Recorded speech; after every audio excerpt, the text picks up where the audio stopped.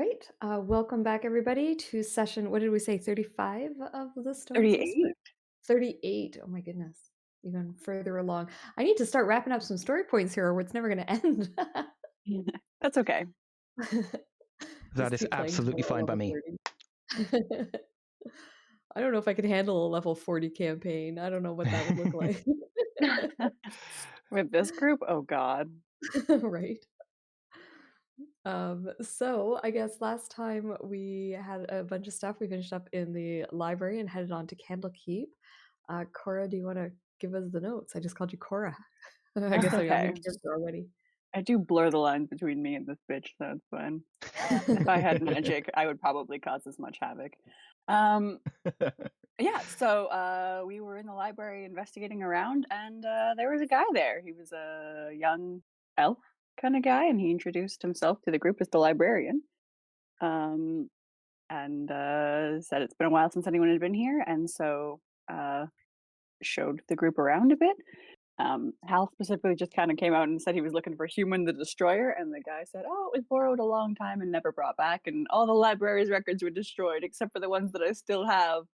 But yep, it's not here. But he agreed to show Hal and Cora the office where our archives were. There was a little bit of confrontation there where I think he called Cora stupid. Hal asked if he was stupid, and then the guy stepped to Hal, and things got a little more tense. Um, It was a pretty tense Hal, conversation. yeah, yeah. There was some well attempts to step face to face with Hal, but Hal's like 8 feet tall, so that didn't really work out. But still, this guy tried, which is saying something. Yeah, and then as Hal started kind of throwing some papers on the ground, trying to piss this guy off, it worked, and Hal and Cora were paralyzed, and then the librarian just fucking picked up Hal and started to walk off with him. Um, and then, he bumped into Eva, and he said, "I'm not going to hurt anyone, but you guys need to leave." Eva did manage to plead our case, um, convincing him that this was some life-ending, world-ending, apocalypse-level shit. And he agreed to hear the group out. Said that he did, in fact, have the book, but he would want something for it. There was some back and forth on what it would be, if it was going to be an item, a secret. He offered up a specific thing he needed help with. The group was also going to take an IOU. Oh yeah, the IOU. But then Turnip pulled him off the side and had a conversation with him in private. And then when they came back, the guy said we could have the book. So Turnip definitely, did the slutty thing, but that's fine. I respect that for him, actually. Yeah. So the group left, although there was an open offer to I think Cora and Eva expressed interest in still taking on the quest to go find the Dawn fractured lens for later exchange. And El Reuben, who we discovered he was a dragon, said that if we survived this current quest, he would take them up on it. So yeah, the group conjured poor Cassandra, who's like the only friend with a car, and hey, I need a lift. Can you come get me from this party? And yeah, there was a very messy teleportation. People got severely injured. Cassandra did not look well, but eventually we got to Candlekeep. I have so many notes just on Candlekeep. At the front gates, we said that we were meeting with Solara, and were informed that that the avowed at the gates there had said that Solara told him we would be here, and he would let her know she was here, or we were here. She showed up, let us in, and then we went to get some food and talk about our next plans. And what our approach here would be, so we discussed that a bit. I don't know if we came to any firm conclusions other than we should try to share as much as we feel comfortable with. And yeah, we also recalled that there were markers from the maps at Gravarki's place that there is some plot afoot here. We don't know much of where or what, but there is some stuff here. Yeah, and then I think oh no, there was a little kerfuffle at the end because someone in the party thought it would be a good idea. I don't know if a good idea, but thought it might be fun or interesting, or at least gain some insight if we read the book of Human of Destruction. But there is a firm no. Well, there's a maybe yes from Hal, and then a firm no from Turnip. A little bit of tension there, but it's fine. The book was not read, mostly because Cassandra came in and actually, spoke logic. So yeah, I think Hal and Cora left. Oh yeah, because Cora also agreed she would join Hal in an arena fight. I did forget about that. That's fine. They left. Cassandra was left puking. Turnip and Eva, I believe, are still in the House of Rest, and that is where we are. Excellent. Thank you very much. Quickly before we get started, I was bored the other day, and I have access to all of the audio from all of our sessions thus far. So I added something to the soundboard for the server. Oh no. I don't know how loud that is, but Guidance. Where is it? Hold on, let me find it. If you click the soundboard button. Yeah. Oh my god, that's funny. Guidance. Great. I'm never going to say it again. I will just use that when you're getting a cast on you. Thank you. You're welcome. Oh my goodness. I didn't know that was it. Oh my god. That's so funny. All right, that's too fun. Alrighty, so let me bring us over. Thank you for doing that, Nick. That's so cool. I'm glad I'm a meme. I'm also I was looking through the out of context quotes chat, and I'm like 50% of it since I joined. I'm glad that I'm just a fucking disaster on the internet. That's what I'm here for. You keep us all entertained. I'm so thrilled to be the court jester.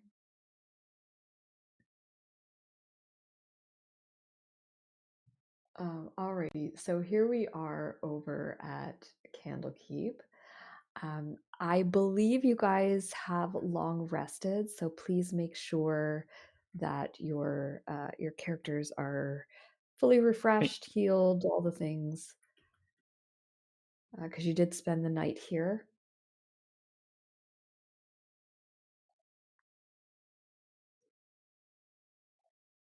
And what else do we need here? So we kind of ended last session with you guys being told that it wouldn't be a bad idea to formulate a plan before you spoke with the keeper. As Shauna said, you guys sort of decided that honesty is the best policy. The more, and Cassandra agreed with you, sort of saying that like the more information that you give the keeper, the more information the keeper will be able to give back to you. And so you're just going to hold back anything that you think might not necessarily be helpful. She has managed to, not Cassandra, obviously. Oh my god, her name, the keeper, Zalara, thank you, has managed to find you guys an audience, and that's going to happen tomorrow. In the meantime, when you get up in the morning, let's start there. You got up in the morning, and it is quite a lovely day. In fact, let's check our calendar now that we have it going in here. Yeah. Oh, it's NW Cal now. Okay, here we go. And I'm advancing the time by 1 day.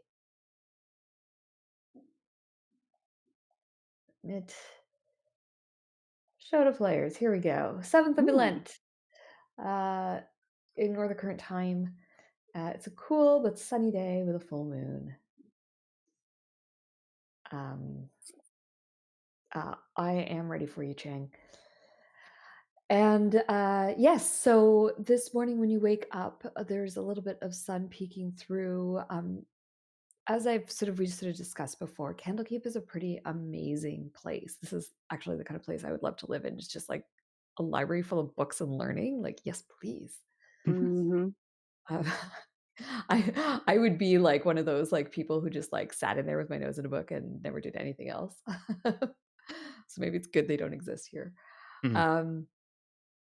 But yes, Candlekeep is a great place of learning. There are lots of people moving around here, everyone going about their morning routines.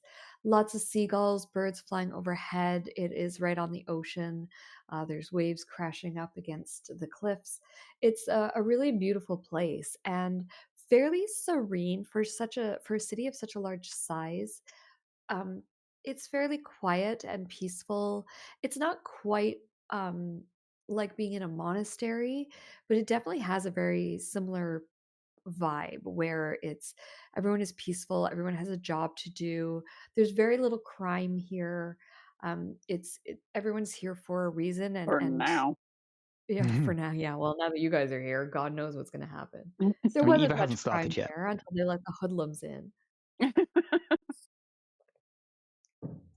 But for the most part, it does seem like you also don't see a lot of poor, which for some of you who haven't spent a lot of time outside of major cities, it's probably a little bit odd to see. There's not any beggars on any corners. There's no sort of cardboard boxes piled up where someone is sleeping the night, that kind of thing. Not that cardboard would be a thing back then, I guess, Mm. but um, oilskin. Um, Mm. And it's very, very clean. Another thing that maybe coming from a larger city would be a bit odd. And so I think maybe for Eva in particular, you might find that it's a little bit of a strange place. I don't know if it maybe gives you a bit of an Mm. odd feeling. I'll let you obviously I decide how your was character feels about it. I was going to ask, has she seen any like thief sign at all being around here? Not a one. Yeah, that feels weird for her. She's very like she's on edge to begin with, but yeah, the complete cleanliness and like sterility of the place is probably putting her a little bit even more on edge. Yeah, yeah, I would think it would definitely be a bit of a culture shock, that's for sure. Eva, be the change you wish to see in the world. It's a bit of an uphill battle Um, here, though. Oh, it's an open market. Hmm. So in the morning, Zalara comes to meet with you, and she says that your appointment is for 1 o'clock this afternoon. She has managed to get you an appointment with Janusi, who is the um, head keeper of Candlekeep. Anyone can give me a history check if you like. Can certainly try. Hell yeah. Cora never What was heard the of name, sorry? Janusi. I will put it in chat for you. Januss. Cora's never heard of anything. She's still waking up. It's so early.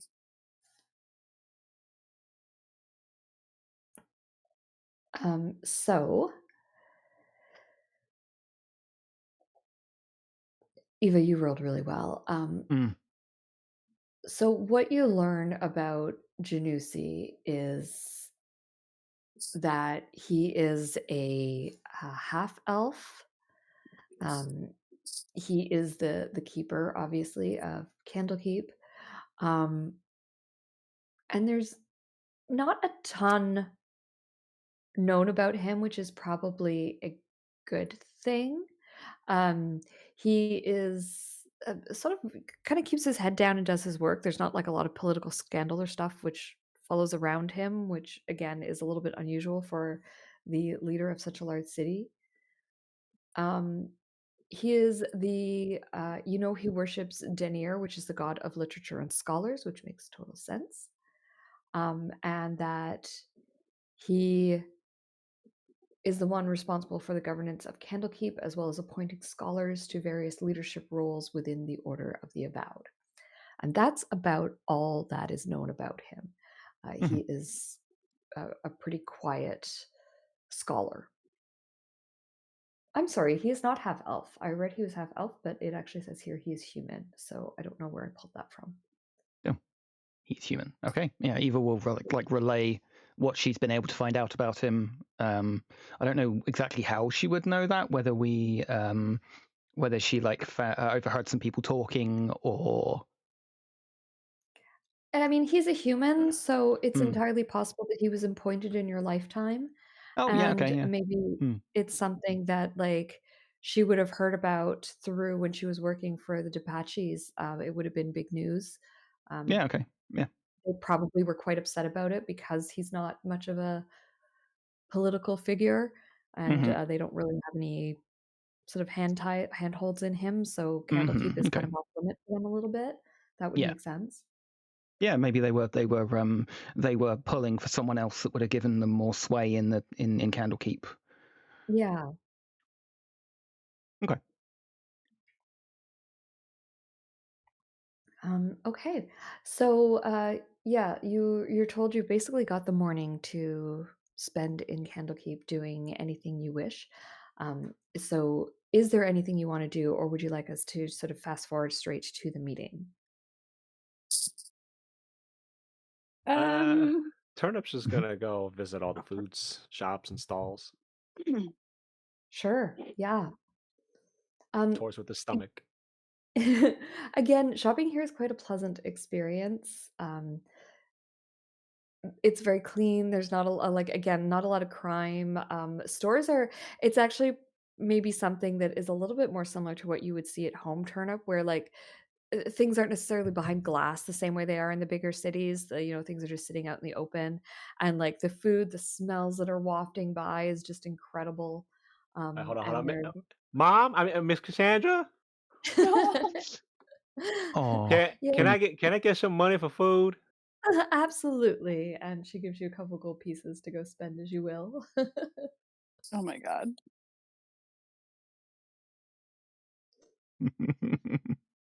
Cassandra not beating the mum friend allegations. Right. Yeah, you find some like delicious, like steamy breakfast pies and just all kinds Yeah, of let's go for lovely everything. wares. Just go for everything. I'm sure because how it's a font of knowledge. I'm sure there's more exotic foods as well from lands beyond, like Chult and everything else. Yeah, probably actually. I'll try all the fun stuff. Try all of them. Excellent. Is there anything that Turnip particularly likes? Shawarma, kebab. Ooh. Ooh, he's got good taste. I don't know if they still did it back. I don't know if they did it back then with the the giant meat spit, but They do now. yeah, I'll do some of that. Strikes me as the kind of food Hal would like, a giant piece of meat on a stick. Mm. Just That watch would be them, right. watch them like slowly cut it off the giant turning spit. Oh, That would be right Makes up me Hal's love it. alley, but he stays in the room with the box. Oh, you're guarding it. Okay. Yeah, he just puts the box down and he sits on it. Right. don't break it, Jesus. Suspect It's it's pretty lead-lined. robust. It can probably withstand a Goliath.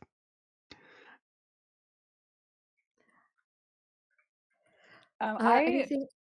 Sorry, go ahead. We bought a book ages ago. I feel like Cora got the reading itch after mentioning it yesterday. So she'll flip through. They bought the book when we were at that when we were harassing that poor shopkeeper. I say we know who it was. It was Eva, clearly. Clearly. It was about, I think, tieflings and Azamar. Yep.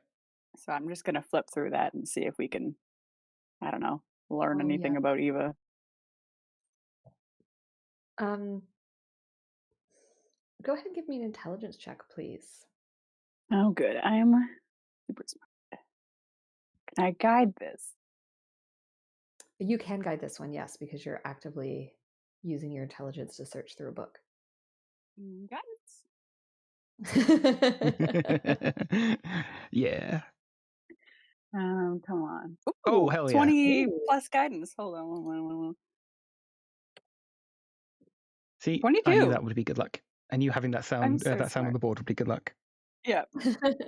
22. Guys, I changed my mind. I'm a genius.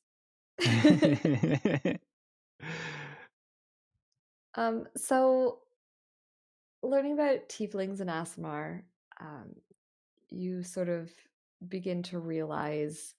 I mean, you probably knew before that it's having certain traits indicates um, an ancestor in your heritage that is probably from either a fiendish or celestial origin. You also learn that typically it is a parent, a mother, or a father that has one of these that is the celestial or the fiend, and that they can um, what am I trying to say? With a human or whatever, and so that child is half and half.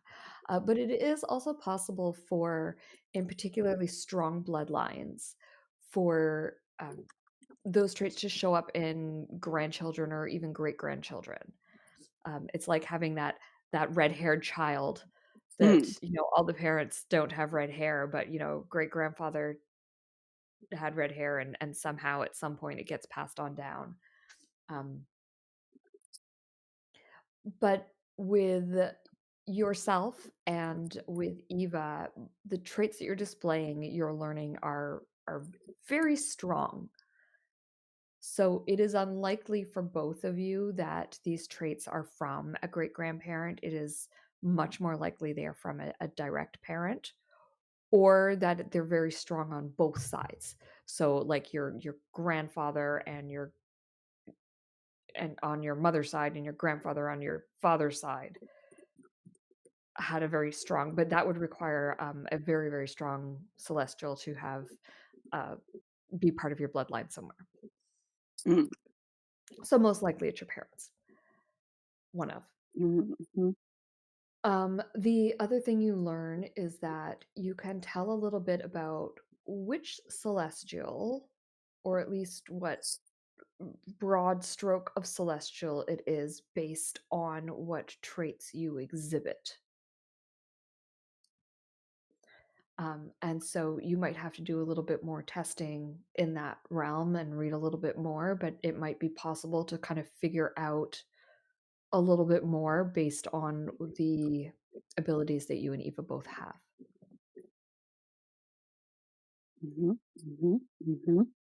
Don't know what you're talking about. It's not me. It's fine. But I will call. Not me. There's no fucking way. But I will call Eva in. I'll shoot her a message, a mental chat.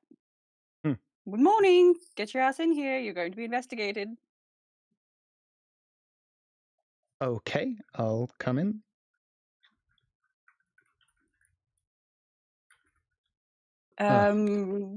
Hello. I hold up the book that I'm reading. So what do you do? I wonder where that's gone. Can you do your thing? You might need to be a bit more specific. Fire up the old angel wings. I'm curious. Well, I'm nosy. Well, I guess it's the same thing. Okay. Eva will, since you asked so nicely, Eva will activate her transformation. Shit, nice. And I'm gonna flip through the book and see if I can learn anything. I don't think with this particular book, I don't think it's going to be enough for you to pin it down. But it's definitely a place to start. Okay. I will share with her what I read in here about ancestry and dominant traits and all that stuff. Parent or possibly extremely powerful great-grandparent. Interesting. Yes, but I mean, when we, did the thing with Cassandra, you were like directly tied to Elysium. You don't, not to, bring this up so early in the morning, but you also don't know who your father is. So it's good. I'm thinking there's a good chance. Yeah, possibly. That you are like some sort of half, like direct half celestial, which is sick as fuck. Yeah, that's weird.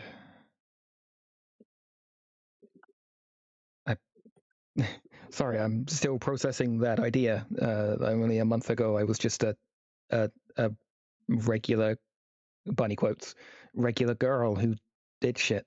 That's Regular girl who worked for the mob boss. Yeah. well, yeah. Yes. Well, I guess nothing's as it seems. But yeah, I mean, I'm gonna, if you don't mind the prying. Mm-hmm. She kind of like rolls her eyes. I would love to keep digging into this. I mean, I yeah, want to figure out. I asked for you to be involved in this. I'm very happy for you to keep digging. I want to know. Excellent. And then we can go find your deadbeat god dad and tell him he's a piece of shit. Yeah, that sounds good to me. He's got a lot of Christmases to make up for. He does. 26 years of child support. I don't know what that equates to. It's got to work out to something good. We're in for a payday.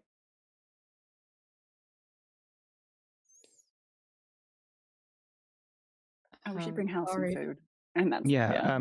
Eva, once this conversation's done, Eva's going to go out to the market and like have a look around, pick up some food. Definitely pick up the the shawarma stuff, and bring some back to Hal. Get like awesome. a double helping for Hal. Double helping. Yes, Hal-sized helping.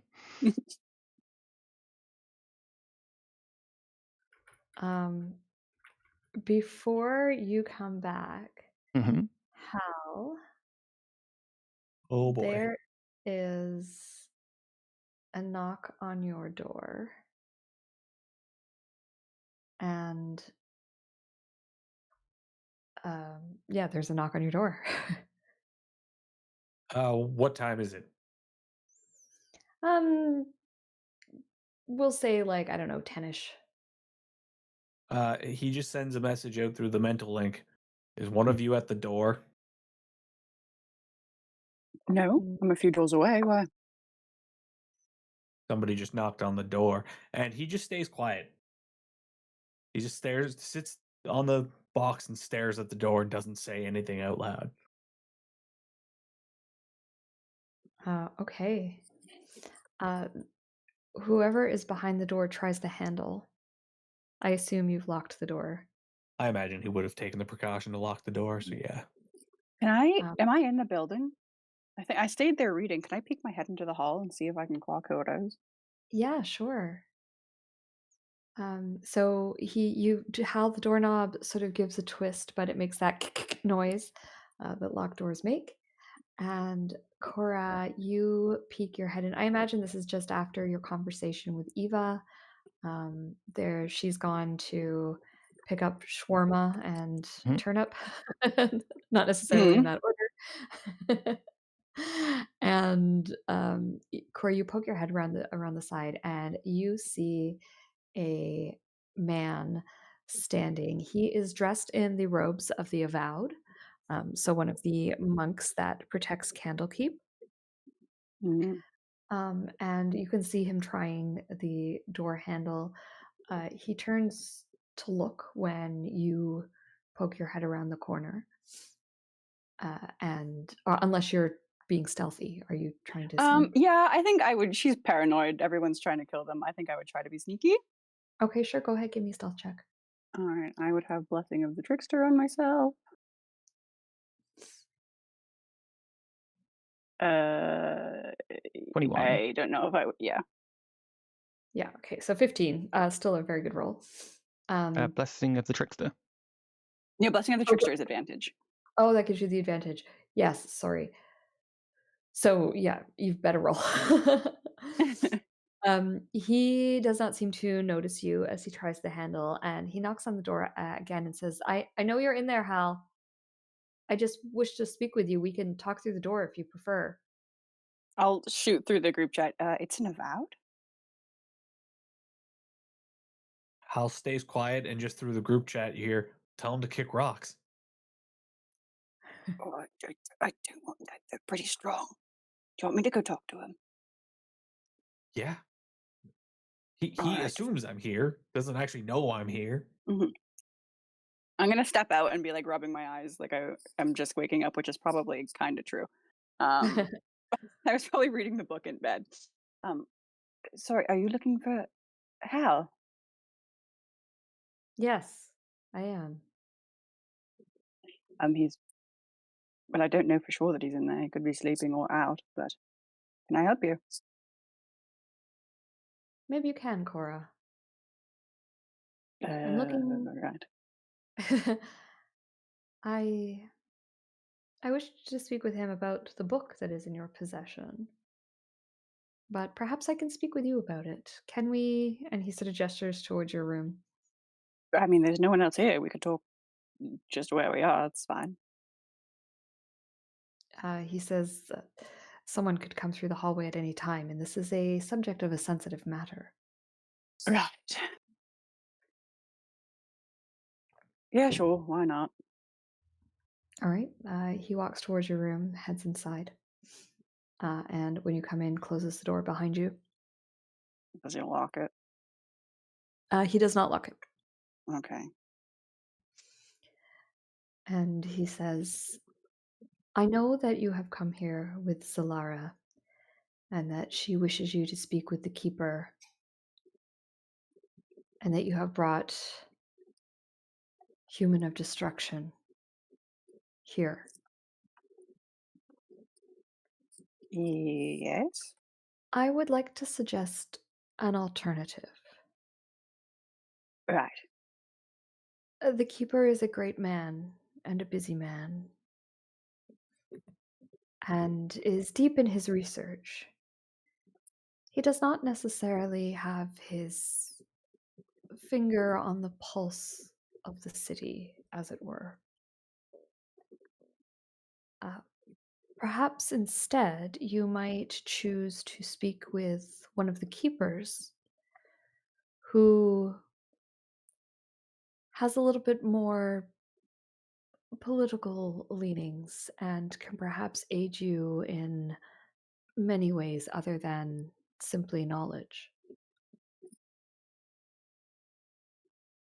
Sorry, we might want to speak to one of the readers or one of the. No, wait. One of What are the one of titles here?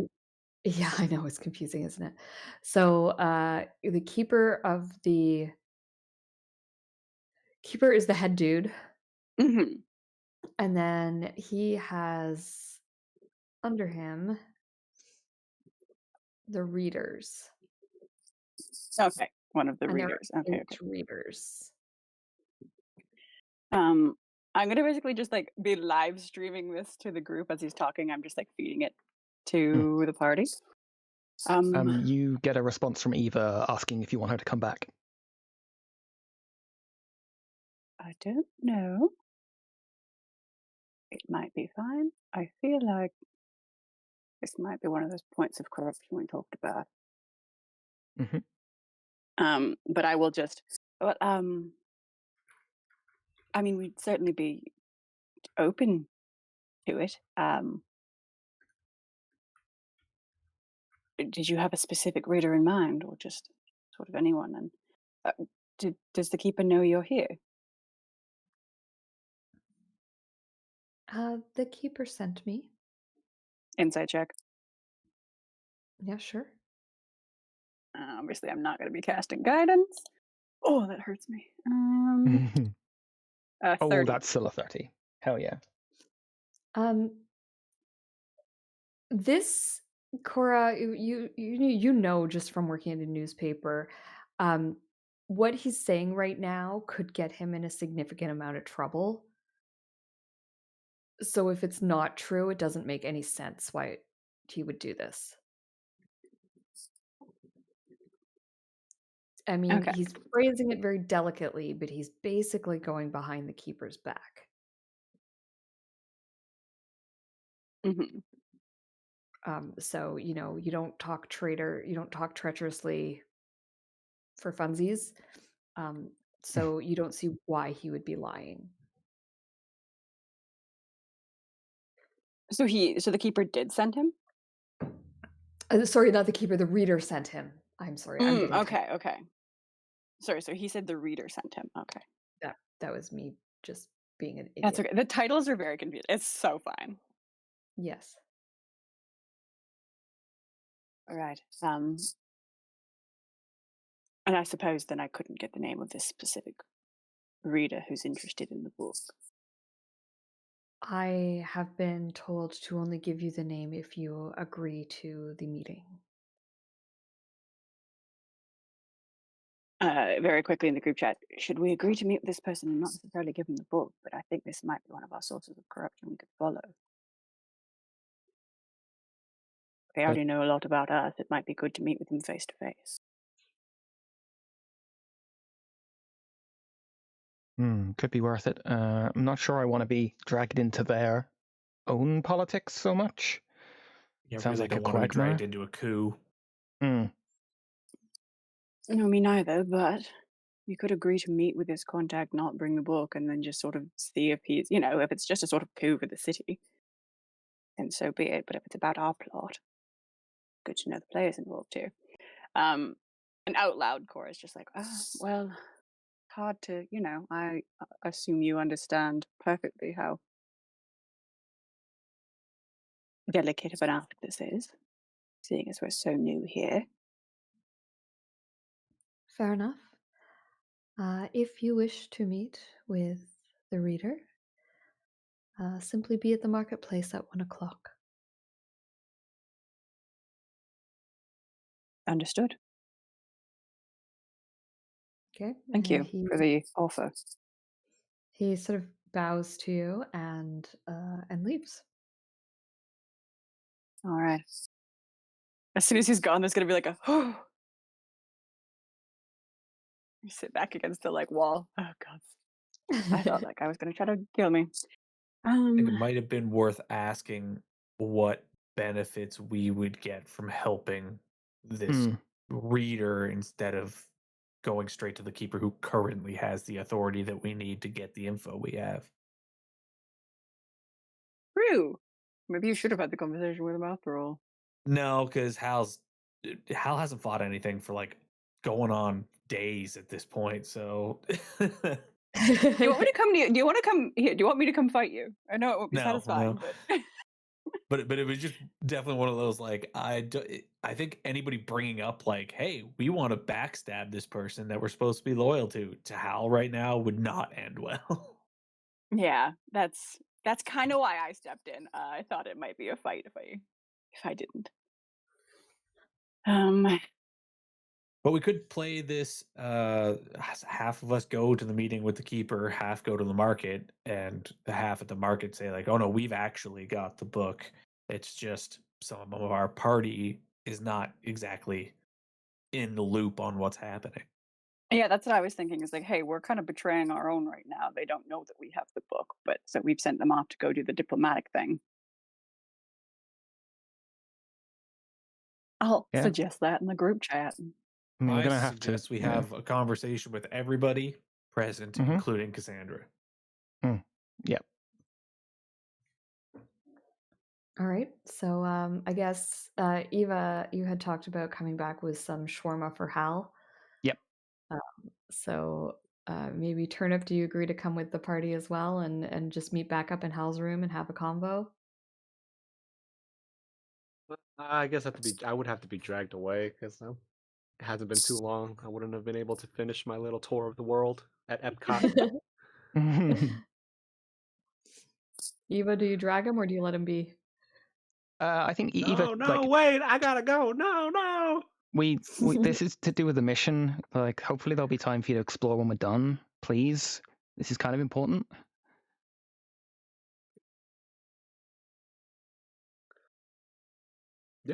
Yeah. I'll be food in my mouth and just all right. Thank you. Dragging your feet like a grumpy kid. Yeah. I still haven't gotten to try what tzatziki sauce was. What's that? It's white. It's green bits. Fresh tzatziki. Yum. I don't know what that is. I've eaten barley and millet my whole life. Yeah, the city about to blow your mind. All right, so you all meet back in Hal's room. The whole place smells of shawarma, and I guess Cora fills everybody in on what she just learned. Cassandra will be there as well. Um, I'll probably try and find something gentle for Cassandra's stomach as well, like something nourishing but soothing for her, because I know she's had a shit time. So spiciest shawarma you can find. I think the smell of shawarma will be making her very sick, so I want to get her something else to. Maybe some of that barley that Yeah. Turnip was talking about. Yeah, she's looking a little bit better today after a night's sleep. She's not looking quite so pale. Good. You want me to make some? I can make some. You know what? Thank you, Turnip. That would be lovely. Maybe after we're finished here. Break out my iron pot. Like hands her the like a soup or something. You know, something nice, like a cup of soup or something from the market. Oh, lovely. Oh, did you bring me anything? I should have asked.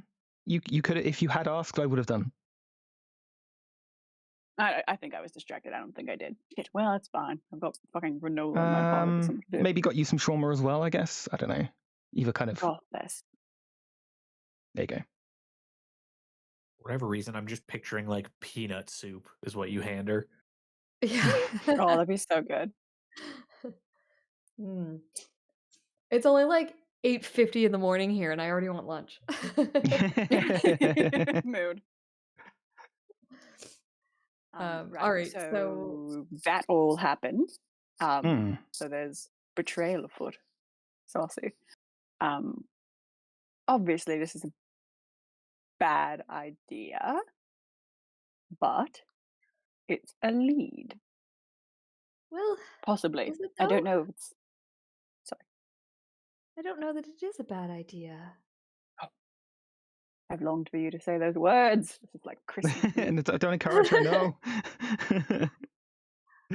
I mean, Jadusi, from what I know, is a good man and a good scholar, but he is not known for being particularly politically savvy, which means he doesn't have a lot of contacts or ways he can aid us other than simply through his knowledge, which is what we're here for. But one of the keepers might have... Sorry, one of the readers might have some more political sway as well as knowledge. They may also have a bald head with a bunch of tattoos. It is possible. It would be definitely would be a gamble. Well, I love a gamble. I don't know how I feel about getting involved in the politics of this place. We've literally just fucking arrived here. It's also our only lead at the moment, and if we get jailed for treason, I don't think this ends well. No. Well, why don't just one of us go?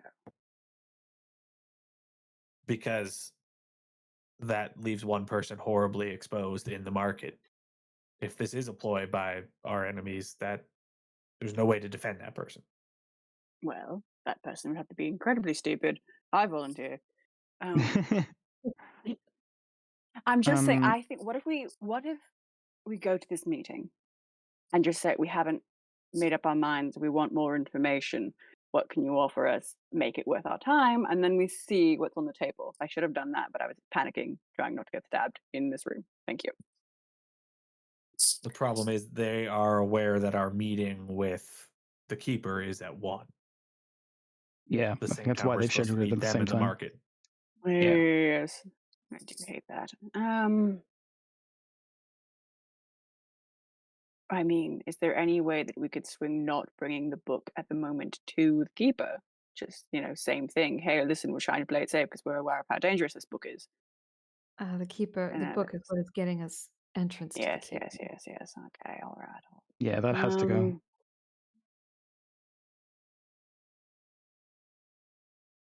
We don't have time to make a copy of the book either. Oh God, no. Can we get ye old photocopier up in here?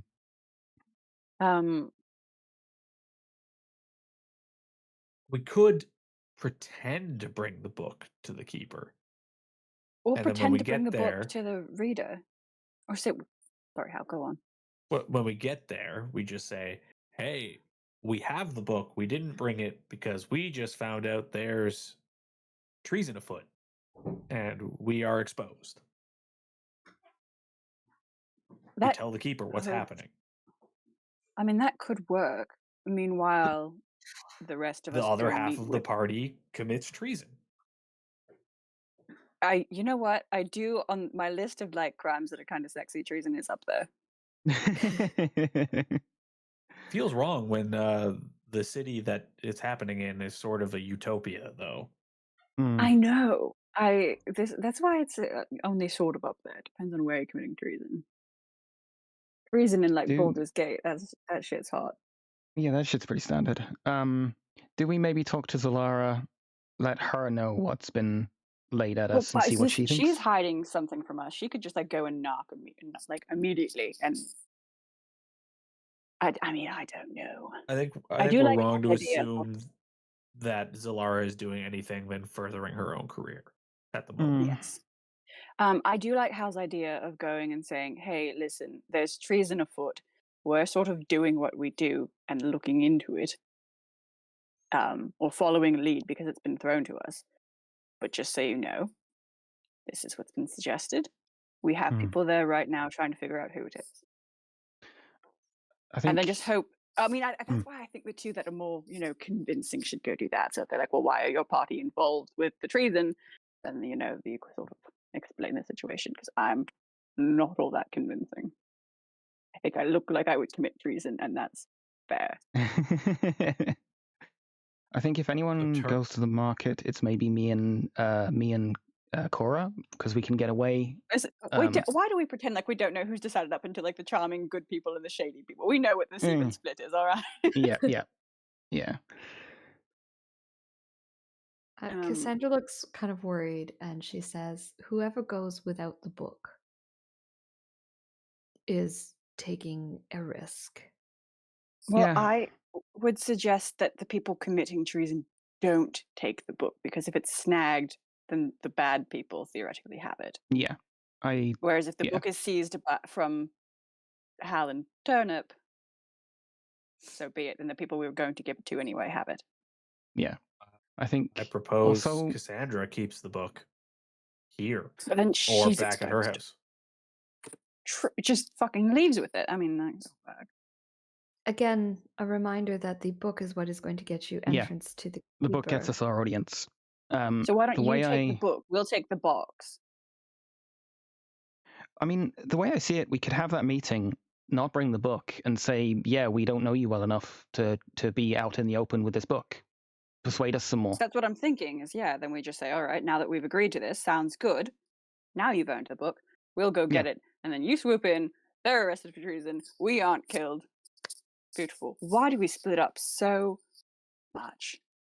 I'm not saying this is a bad plan, but I would like to say that if they know so much about us, they will probably be aware that some of you have gone to meet the keeper. Mm-hmm.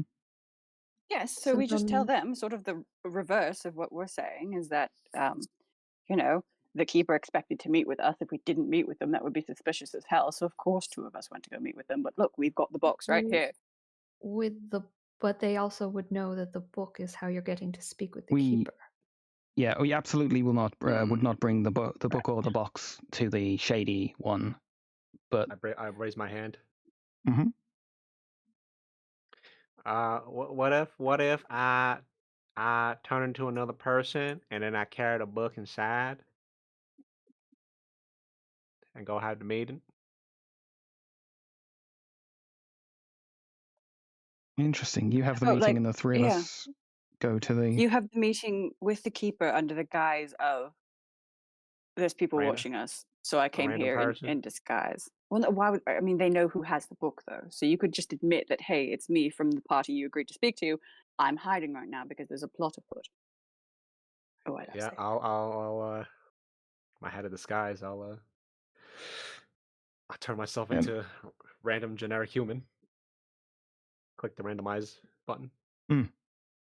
And then the think the three only- of us go to the market with the box. I think the only problem with this plan is the second you're admitted into meeting the keeper, the jig's up. Because they'll Exactly. know you're only getting in there because you have the book. But it So if could be a anything, different. I think we have to be meeting. late. The meeting's at 1. You need to roll up at like 1:30. Well, do you want me to just? I could also just ask Zalara, say, "Hey, something urgent's popped up. I know you pulled strings for us, but can we meet a little Can we bit delay it?" later?" Yeah. Hell if no you one. do that, these people already know everything that's going on. Of course, they're going to hear about a True. delayed meeting too. So I guess you just have to be rude and be late. But that's better than. I also don't love the fact that he's going alone, but it's Neither do safer for I, him to but be he's- alone there than anybody to be alone at the market. Yes, you're right. Plus, Turnip's kind of terrifying in combat anyway, so I think he'll be fine. If anyone's going to be well, I mean, really, any of you, I think, would be fine. But I do still don't think love the Turnip's idea of okay. getting involved in the in this politicking. I don't care for the politics of it. I care for these people could be involved in our plot as well. Yeah, I I suppose that suppose. raises the question: is it our place to solve this problem, anyways? I'd like to stick myself in every problem. Come on, there's a problem I want in. It's what, like 10:30 in the morning? I think maybe we spend a little bit of time trying to learn as much as we can about the current situation with the current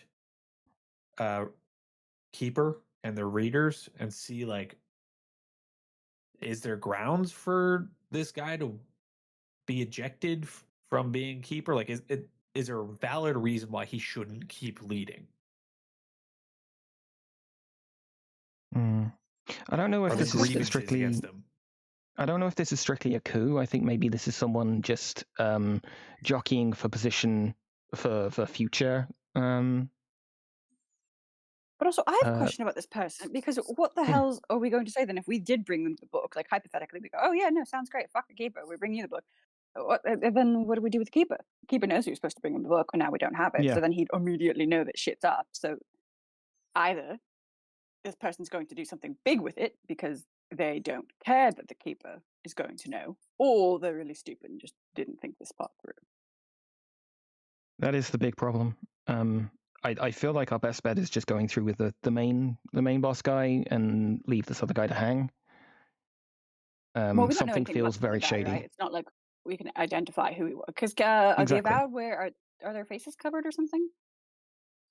No, his face was not Okay. covered. Right, so we could point to the Avowed, and then we'd be knocking disgusting. Yeah, I don't feel good about that either.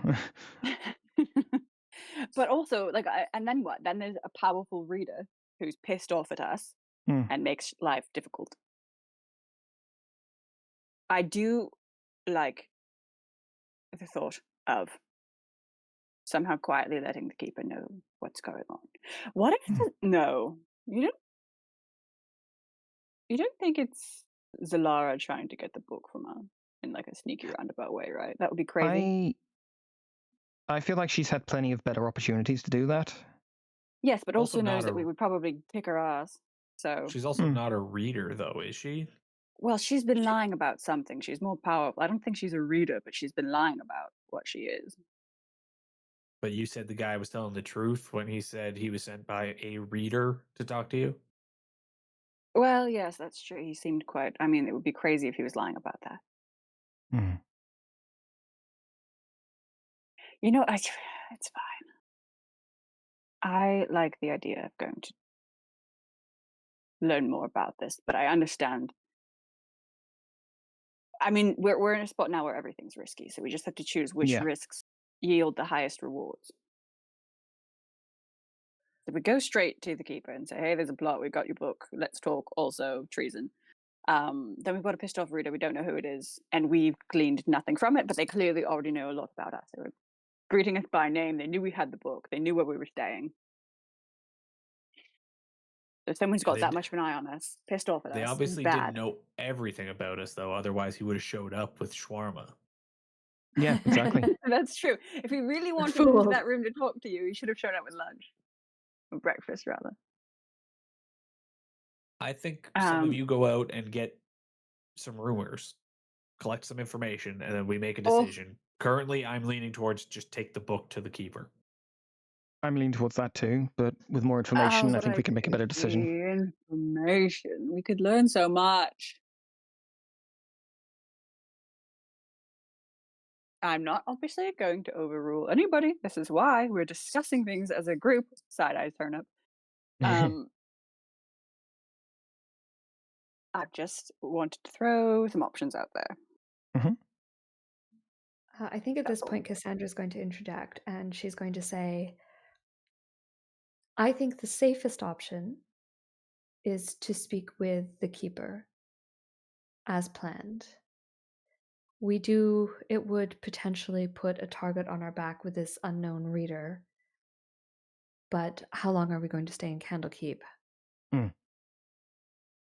Not long, hopefully. We also don't have to say anything about the unknown reader reaching out to us, necessarily. We can keep that in our back pocket. That is true. Provide us with some leverage. The other option is to put all of our eggs in the other basket and speak with this unknown reader. Keeper, reader, I'm so confused. You and me Junior. both. Reader. Speak with the reader. At which point, as I said, Genusi does not have a lot of political sway. So there may be more help there, but also more risk there because we don't know who we're dealing with or that they can be trusted. And we may gain the ire of the keeper. Which we don't want. And any other enemies that reader might have.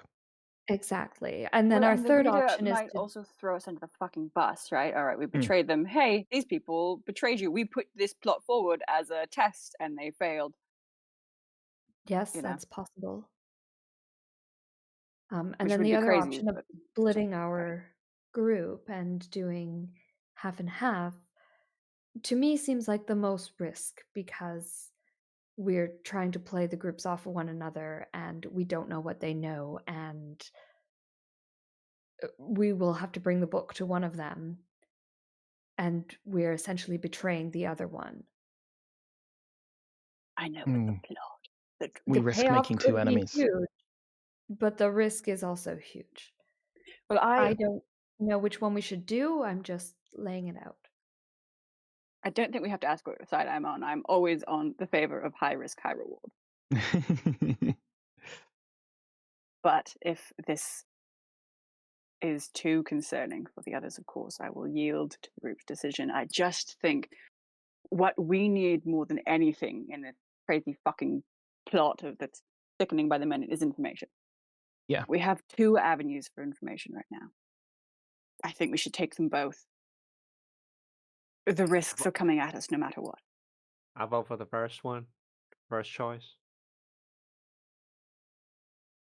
On the information we have now, I vote for the first choice as well. Eva? I vote to go and have a listen to some rumors, hear if there's anything that might sway us that way, and then settling for one or the other. I'm leaning towards the first as well, but I would like to try and hear some some scuttlebutt that maybe gives us some tips in either direction. You could definitely do that, Eva. You don't have a ton of time left before 1 o'clock. Yeah. But that is certainly something you could do. Like the cafeteria, see if there's anyone gossiping or.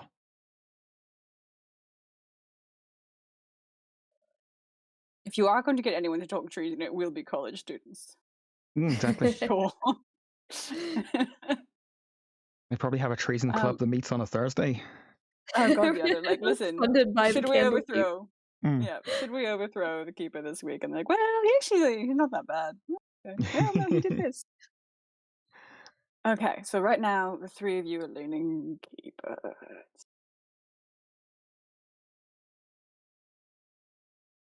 Unless for whatever I reason understand. the keeper isn't able to get us the information we want, we're really flying on a hope and a dream at this point.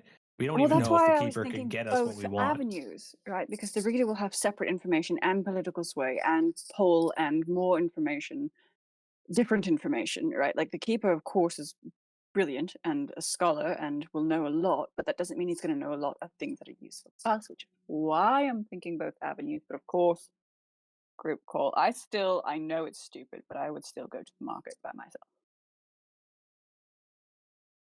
Even in disguise, just to see who the avowed is hanging around with, if he's got someone there with him. I mean, that could be useful information to have. Right, and I know it's stupid, but The only everything I'm doing problem fucking is that stupid right now. seeing the face of the reader doesn't really help us when we don't know the political players in this place. No, but it's something. It's some information. Rips off the mask. Oh, and then we know too who's pissed off at us. Yeah. All right. So then, if shit keeps falling on us, then we have someone to kick back at. Not that I don't hope it comes to that, but right now we have nothing, and I would like to glean something from this. I understand the risks. I just think we're not in a position to not take risks. This is world-ending shit going on right now. You know? Yeah. I'm very torn. Something about the way they approached felt a bit icky to me. Puts me in. Well, that's why they clearly are very comfortable, very calm. They approached us quite fairly openly and easily, which makes me uncomfortable that we don't know anything. Yeah. Right, we got a 1 in 8 guess at who it might be. Well, you guys go out, start getting some information, whatever you can gather. I am going to relocate into Cora's room with the box and close and lock the door. All right, ignore the mess. We've been here one night, I know. Somehow it's covered with clothes. Yeah, 100%. Empty takeout containers. We've been here one day, yes, and I got hungry. Some people sleep, some people plot. It's fine. All right, so Hal heads on into Cora's room, taking the box with him.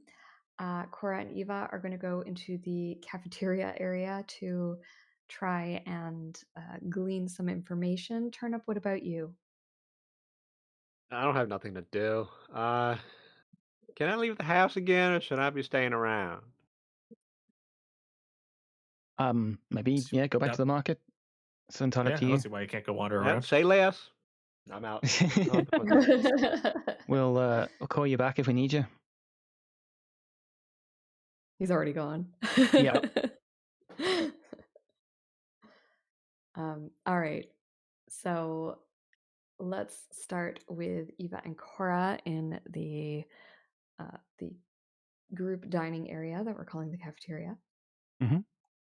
As I described last time, this place is wide and open, quite pleasant to sit in. There's long benches and long tables, and there are always people here. There's always hot food being served, and it's just one of those places where it's 4:00 in the morning and there's people studying and there's food to be had. You see a group of younger people sitting at a bench. They are wearing robes, which indicate they are in study. I don't think either of you know Candlekeep well enough to kind of understand like the full rank system, but you do get the idea that they are citizens here and are in study, in training here. You also see a group of older people, like not super old, maybe like in their 30s, men and women, a mix of, and they are dressed in the robes of the avowed. They're sort of sitting together. They all look a little bit tired. They look like they've maybe just gotten off shift, and they're having a meal together before they go. And then there is an elderly gentleman with a full-on wizard beard, full-on wizard robes. He doesn't look so much like he lives here in Candlekeep so much as is visiting. He's got a book that he's poring over. His fingers are covered in ink stains, and there's a smudge of ink on his cheek where he's clearly scratched an itch, and now he's covered in ink. Those are your options. What do you do? I don't necessarily want to start fucking around with the avowed because one of them is involved in it. I don't want to start pointing. I don't know why I'm whispering. We can speak in each other's heads. Yeah, I'm speaking in head. Yeah. I know. I feel like I was Whispering in her head. whispering in your head and then being like, I don't need to do this. I don't necessarily want to fuck with the avowed because who showed up today was one of them, so they could either all be in on it, or if we go and be like, hey, haha, who might be corrupt, they might get a little pissed. And I don't want to. I'm not Hal. I don't want to pick a fight with a bunch of fucking highly trained monks that would kick our ass 2 ways to Tuesday. Students gossip a lot more. Yeah, I guess maybe take a seat, take a table like near them, and just kind of listen to their conversation. Sure. I mean, could also just sit down and say, hey, we're new to the place. Anything fun around here? How young is young? Like sort of like late teens, early 20s. Think like college age. Okay, I mean, I am. Cora is, I think, like 20, 24, 23, 24. So she's also around that age. So that's not like a weird, like, how do you do, fellow kids? I always forget. This is a young ass party. Isn't Hal like 22? It's a young ass party. It really is, yeah. Yep. I will take this moment to interject and just say, you guys could divide and conquer. And I know you guys ruled out the avowed, but like, if anybody's going to know actually what's going on, it's probably that group. I mean, I can go talk to the students because Yeah, and I'll sit in the avowed. And you, I mean, no offense, but you look shady, so you either look like a criminal or like you're a cop trying to look like a criminal. I can go talk to the students. And you can one of you can always talk, and the other can just eavesdrop, kind of thing. Eavesdrop. Yeah. Yep, I'll go and eavesdrop. Okay, I'll go talk to the students. So Cora's going to talk to the students. Eva is going to go eavesdrop on the avowed. Cora, we'll start with you. You introduce yourself, you said? You come in, what do you say? Yeah, I'll just walk up and say, hi, so sorry, I'm new to the place, and you sort of, I don't know, look like you might know what's going on. Can you tell me what's good in the city? One of the girls smiles up at you. She is a human female. Her name, she tells you immediately, is Emma. And she says, oh, you're new. Welcome. Hi, I'm Emma. She gives you a handshake. Hi, nice to meet you. Oh, yeah. And she introduces you around the table, a bunch of other names. You forget them all immediately. Mm-hmm. And she says, what are you studying? Oh, arcane ruins. Kind of like sit you down. I'll just go with what we were recently looking at, which is arcane ruins sort of located around the continent. How interesting. Fascinating stuff. So brought me here just recently, and I don't know anything about this place. I mean, other than, it's a palace of knowledge, but I'm just sort of wondering what's good, what I should know while I'm here. Well, this is the cafeteria. We all come here and eat after classes and research studies. Obviously, you've got your classes and your research studies. I will say, if you get Leo for your how to research professor, just don't sit in the front row. He spits when he talks.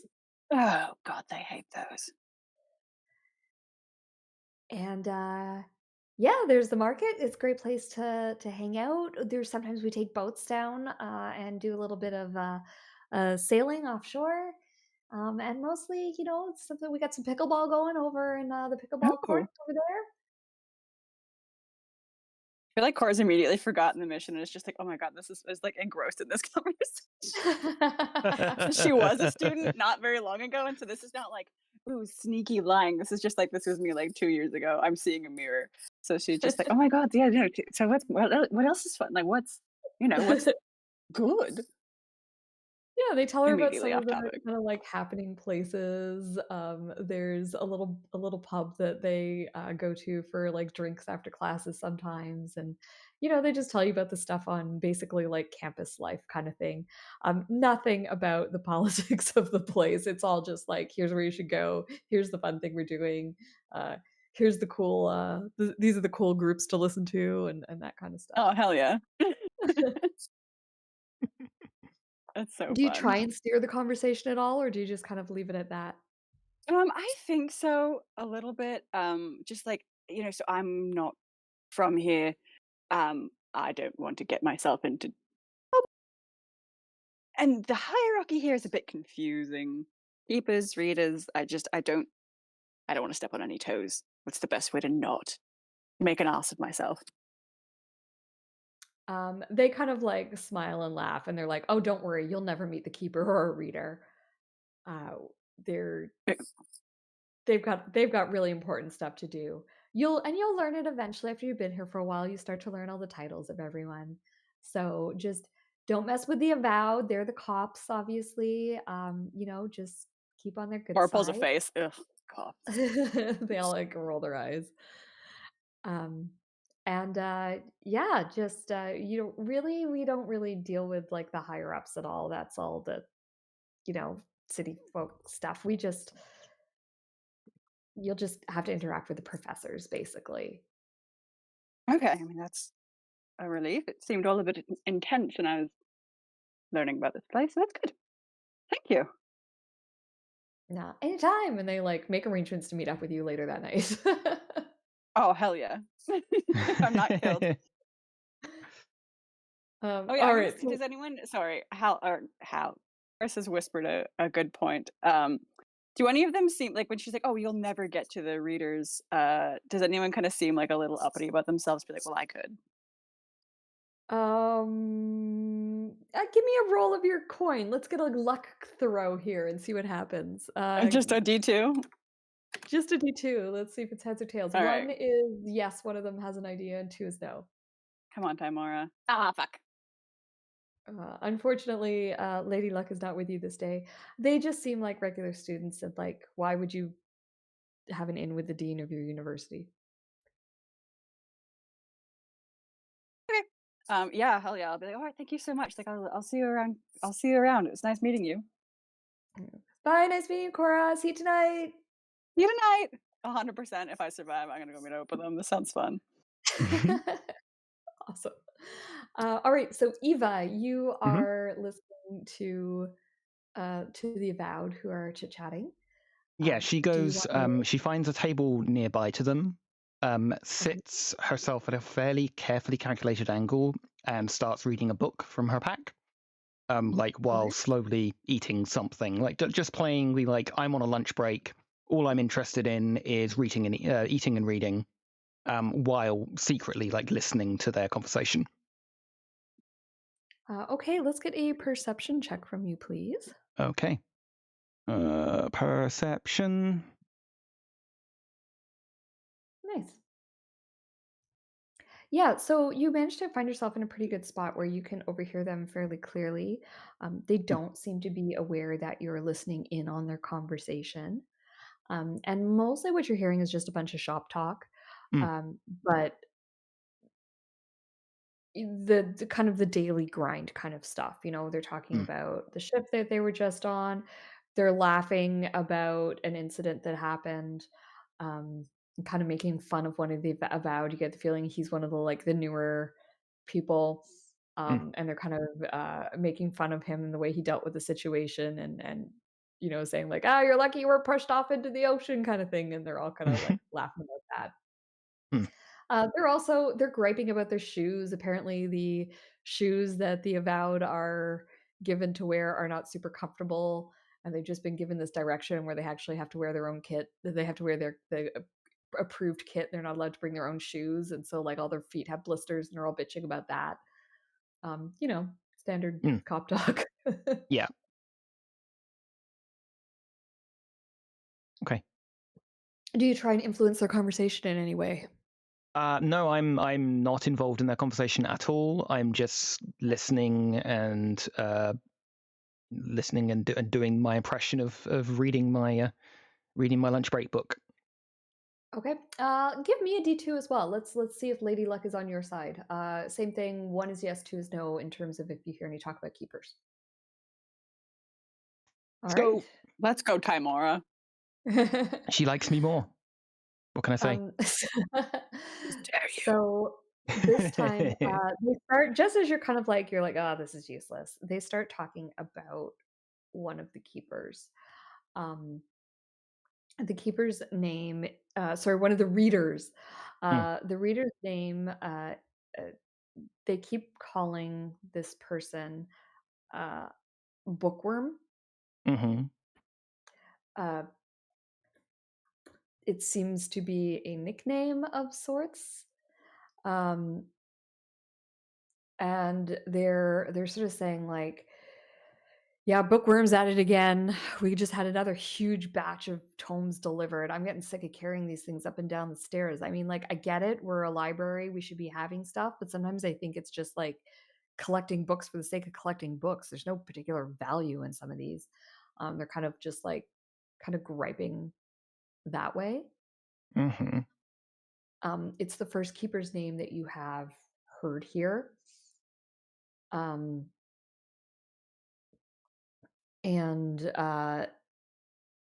you also learn that that Bookworm is a spellcaster of sorts because they're talking about Skoda using spells to acquire books. Mm-hmm. He's been on the online shopping. Yeah. Okay. And that's about it. That's all you get. Okay. Interesting. Okay. After a little while, when the conversation dies down again, or when like maybe they decide, right, fuck it, we've got to go back on shift, Eva will like finish her food, well, close the book, finish her food, and then get up and head back.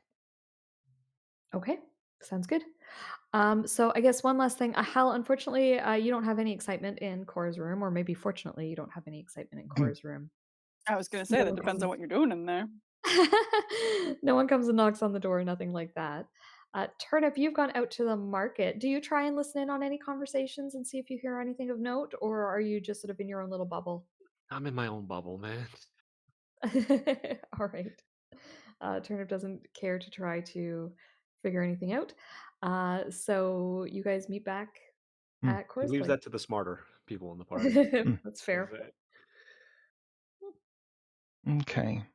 So I heard from the keeper, from the cops, them complaining about a keeper Bookworm who has been hoarding books by the sounds of it, like getting stupid numbers of them delivered. That could be our candidate potentially. They want to add this to their collection, perhaps. Yeah, it could be any number of the nerds here. I mean, it could be. Yeah. Found us a great bar to go to later, which is really more important thing. Did it Very sound like this helpful. Bookworm was collecting for their personal library or for the Candlekeep library? They apparently, like half the books weren't particularly useful, so it sounded like it was for their personal library. They were complaining about having to bring like unreasonable volumes of books up and downstairs. Apparently, these guys are part porter as well as copper.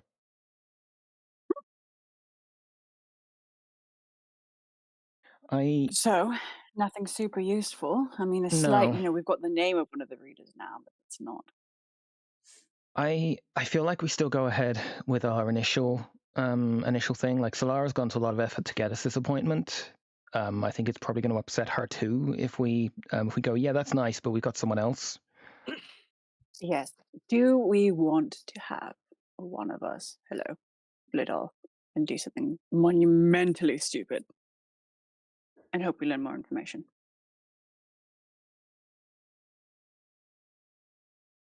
I do volunteer. I heard that. I guess that you might. It is tempting.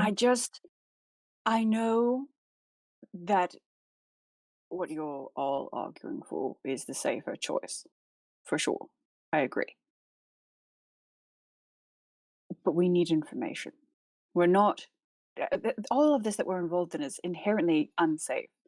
So thinking that there's any default safe option is lying to ourselves. And if one can just get us 1 foot ahead of where we are, then great.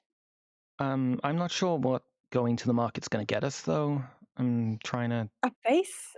Something? I don't know. But it not going gets us absolutely nothing. Going True. maybe gets us something.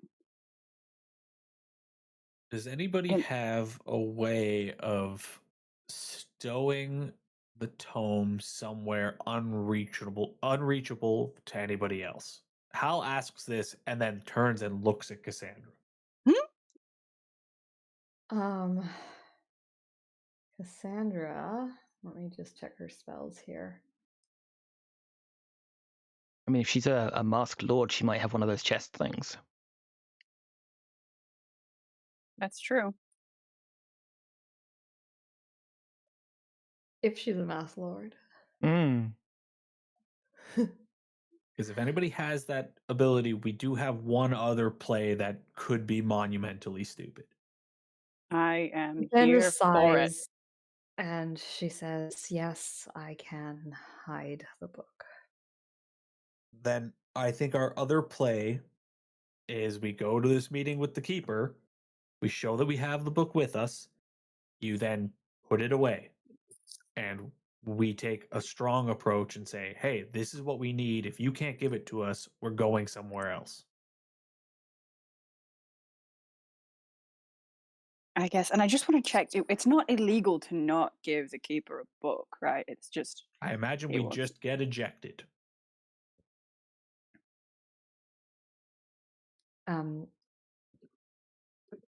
You're supposed to provide a book to be entered into the city.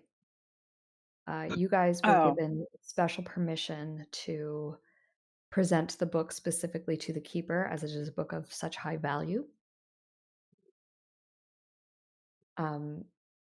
So not giving the keeper the book would probably, you're correct, get you ejected from the city, or potentially would get you ejected from the city unless you could play it somehow. I'm not saying whether or not Hal's option would work. Would have to be sold by somebody pretty charismatic to be able to pull it off. Looks at Turnip. I look at... Yeah, the two boys.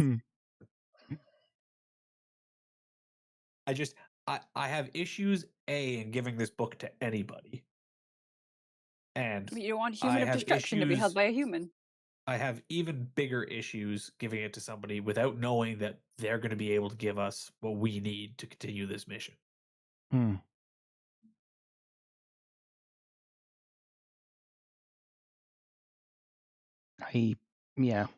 with Hal on that. Because if we give this up to the keeper and he's like, oh, great, here's a bunch of information that's fucking useless to us, then we've lost our bargaining chip. We've given a potentially very dangerous book to a very powerful person and gained nothing. And as has already been proven, they can't keep track of the stuff they have here anyways. So even just having the book here is going to be a problem because it can go missing, like the stone did. Good point. Hold on. We don't think the Thayans are trying to get this book, right? We Yes, 100%. That's what I think. We don't think this was all a big ploy to get this book here so it could go missing the same way the stone did. I mean, the stone went missing in transit, from what I understand. It was like pirated off of a ship coming here. Yes, or going from here. I don't think that this is all an elaborate plot to have gotten us to bring the book here, because I don't know what are the odds we said yes to that or succeeded in getting it or whatever. But Do I think that they're behind this reader? For sure. We know they have plots here. We know they've got corruption and connections here. Of course I assume they're behind this. Which is why I want to look into it so badly. If I thought it was just political tension, I don't know, I'd still be nosy. But I wouldn't be as insistent on it. But of course I think this is related to the Bayans.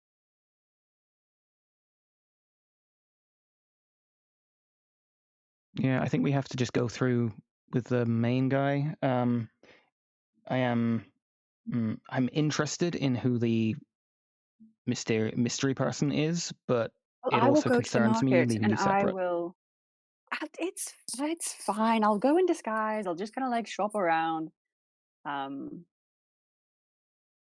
see if I can just spot the Avowed and who he's with. Okay. Okay. All right, so that's and the then plan then. You guys are going to meet with everyone. So Hal, Turnip, and Eva are going to meet with the keeper, with the book, with Cassandra, while Cora and Solara, and Cora is going to go to the market and try and get a bead on this Avow and see if he is with anyone. I guess so. One final thing that we should discuss is: are we telling Zalara about this plot? I think it might be worth telling her that someone else approached us, and just seeing what she says. I can't imagine that she's involved with something shifty because she would have just told us, "Oh yeah, no, bring the book and we'll just bring it right to my reader contact." Right? Yeah. If she's involved, that would be insanely complicated for literally no reason. I think it's worth telling Solara before when we meet up to go, give her a quick heads up that someone else asked us for the book and see what she thinks about it.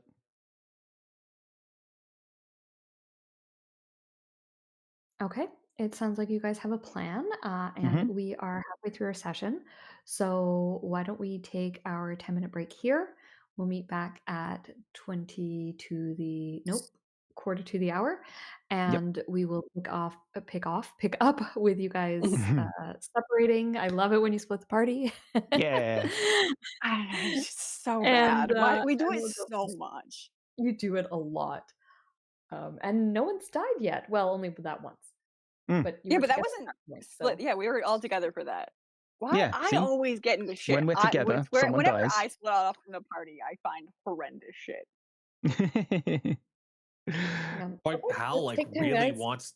Hal really wants to go with Cora, but it would be very sus for anybody who actually knows Hal. Yeah. Yeah. Also, Hal can't really disguise himself that well. He's a fucking giant man. Yeah. Yep. Yeah, very true. Okay, then let us be right back. All right, I'll build my backup character, I guess. Okay, back in 10.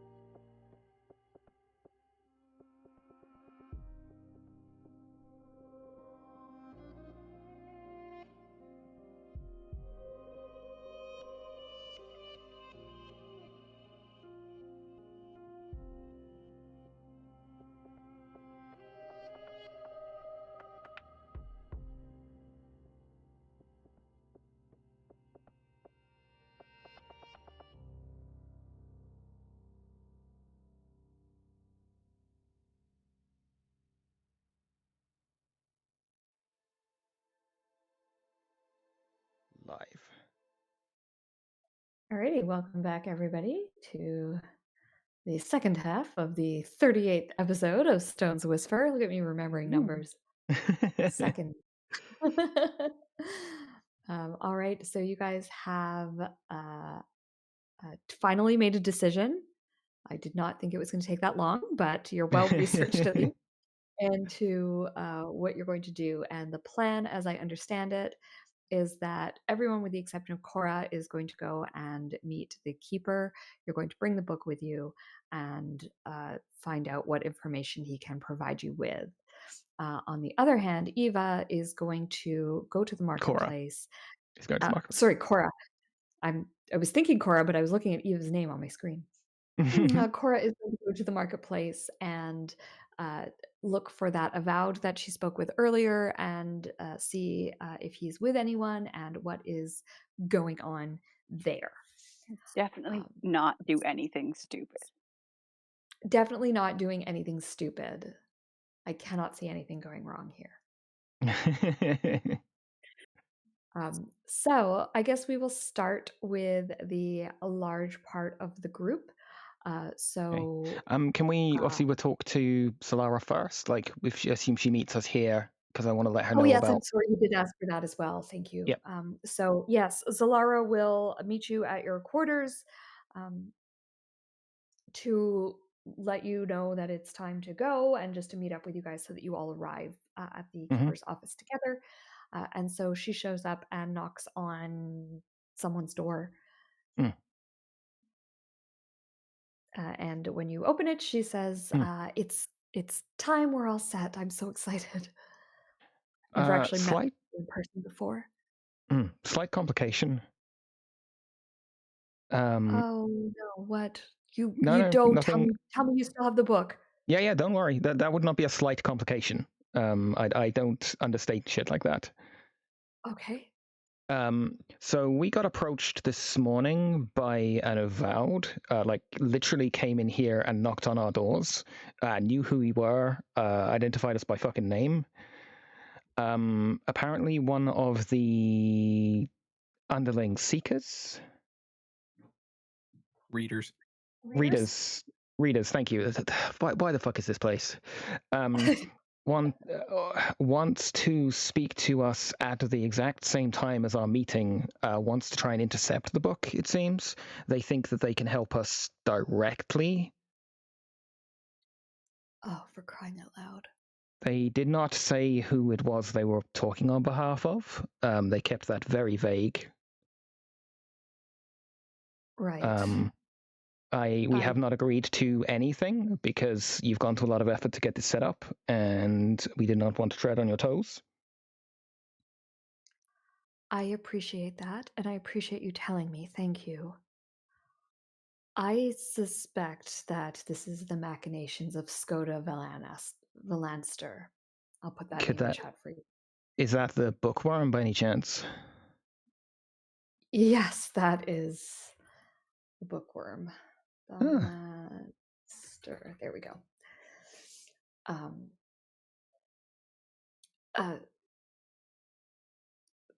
Skoda wishes to rise in the ranks, believes that they should be keeper, and is often trying to undermine Janusi. It's not terribly surprising, though it is quite disappointing that Skoda would go to these measures. I would suggest to you that you are best speaking with the keeper. The keeper is the one with the actual authority here in Candlekeep. Skoda is just a person who wishes they had that authority. And don't get me wrong, Skoda is a very powerful person. But they are merely trying to improve their political gain and nothing more. I had a feeling it was something like that. We're currently planning on having the main three of us go with you. and our cleric really wants to go and basically see who turns up at the rendezvous they suggested in the market at the same time, just to get some information on who exactly it is. That's a good strategy. Vindication! Warn your warn your cleric to be careful. The Skoda is potentially quite dangerous. They'll never get their own hands dirty, but they have no qualms about getting the hands of others bloodied. How is the position of keeper filled? Is it an election? Is it who brings the best books to the city? The keeper is elected from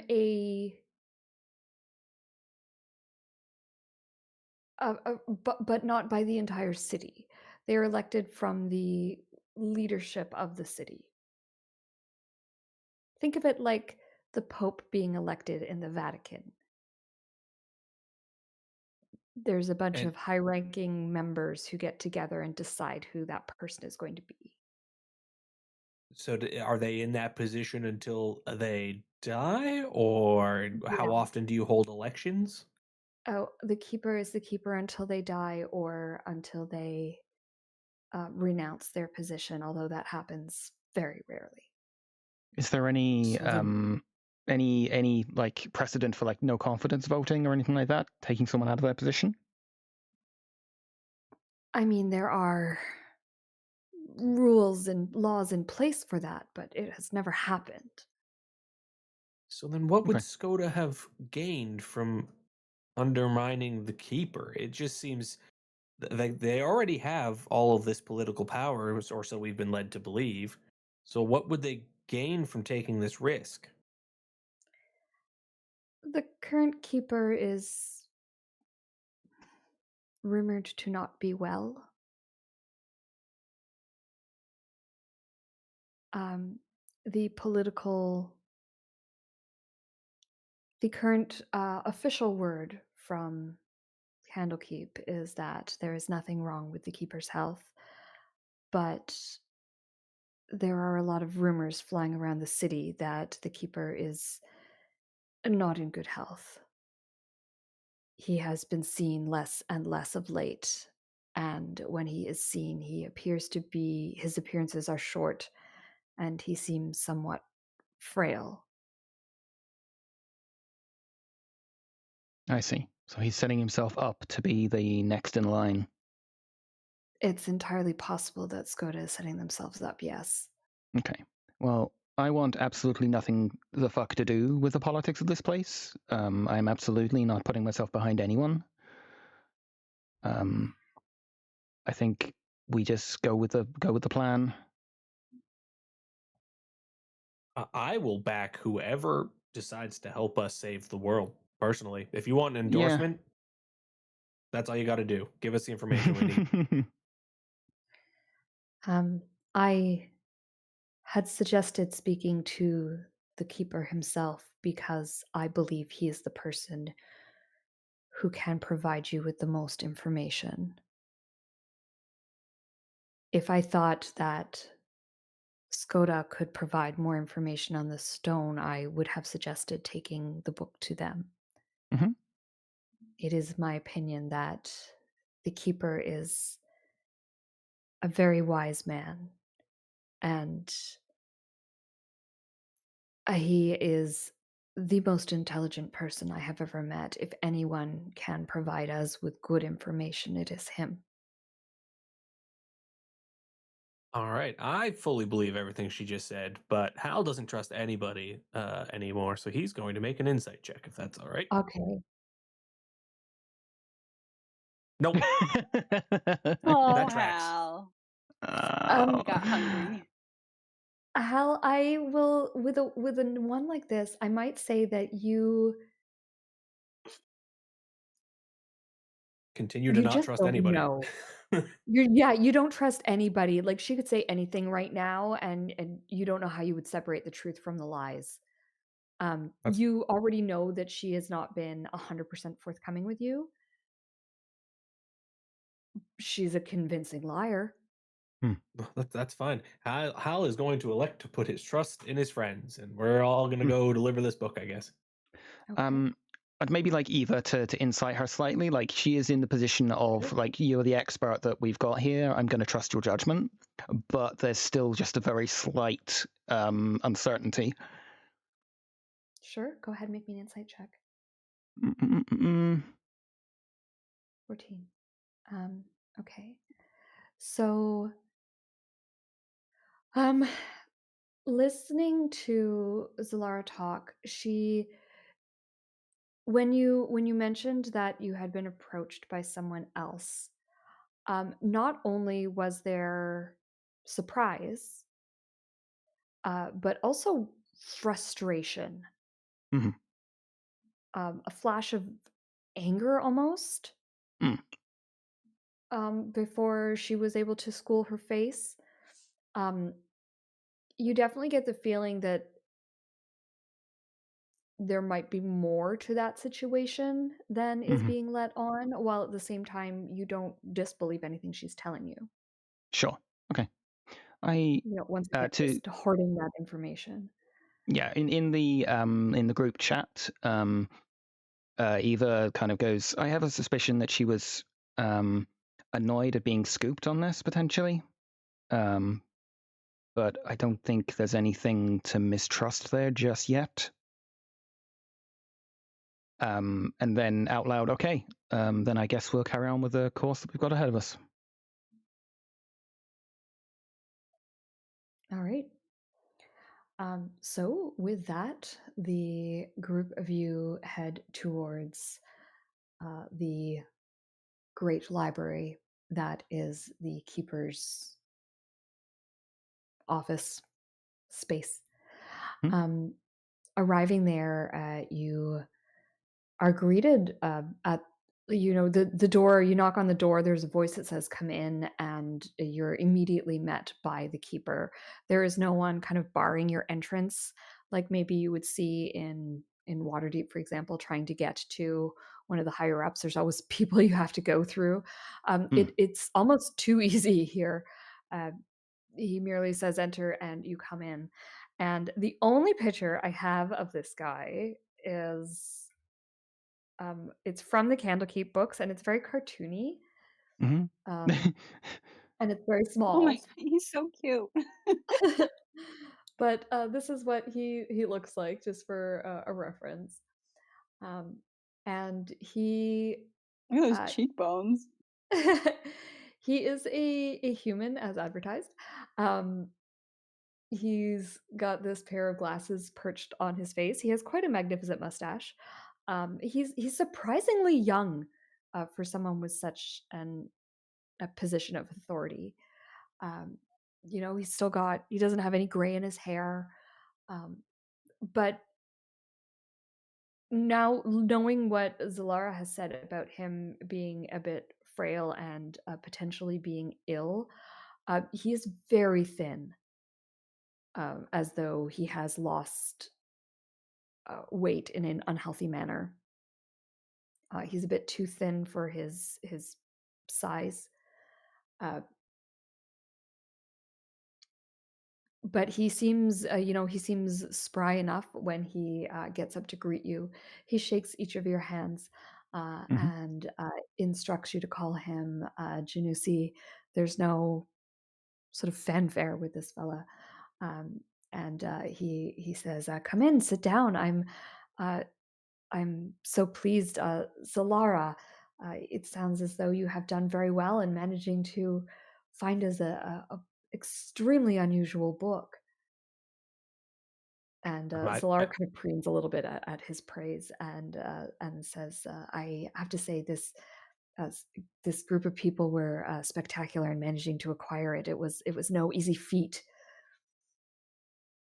I didn't want to interrupt while you were giving that whole discussion, but before we went into the room, two things would have happened. Hal would have opened the box for Eva to cast light on the inside and then close the box. Awesome. And then he also would have been like, all right, gather up for a quick prayer. Let's all just pray that this meeting goes real well. And that was all lies so that he could channel his divinity and use divine sense Awesome. before we walk in. Mm-hmm. Very cool.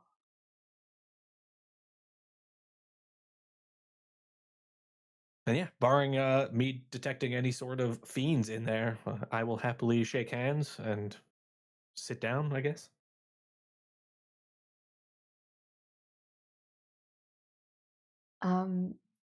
You detect an undead. Aha. I think, yeah, through the oh, through the mental link, I will mention like, oh, something's not right in here. Smells like death. Is it our And contact by any chance? yeah, I'm gonna have a scan around. I don't know how accurate it is, but I'm just looking at this. It's like the You know the location location. of any creature of those types within 60 feet of yourself, and you know its creature type. The man standing before you, Janusi, is undead. And his creature type is vampire. Lovely. I'm missing the hot nerd vampire. What the fuck? And, No! I just want to clarify that I'm not getting any undead vibes or anything from Zalara, right? You are not. Okay. I will share all that information. I'll be like, oh, the guy here's a neck sucker. Interesting. I'm on my way. Fuck. If I'm I'm bored really here, I swear on to the God. fence about giving a vampire a book called Human of Destruction, if I'm being honest. Well, he's not human anymore. I suppose that's true. Let's see where this goes.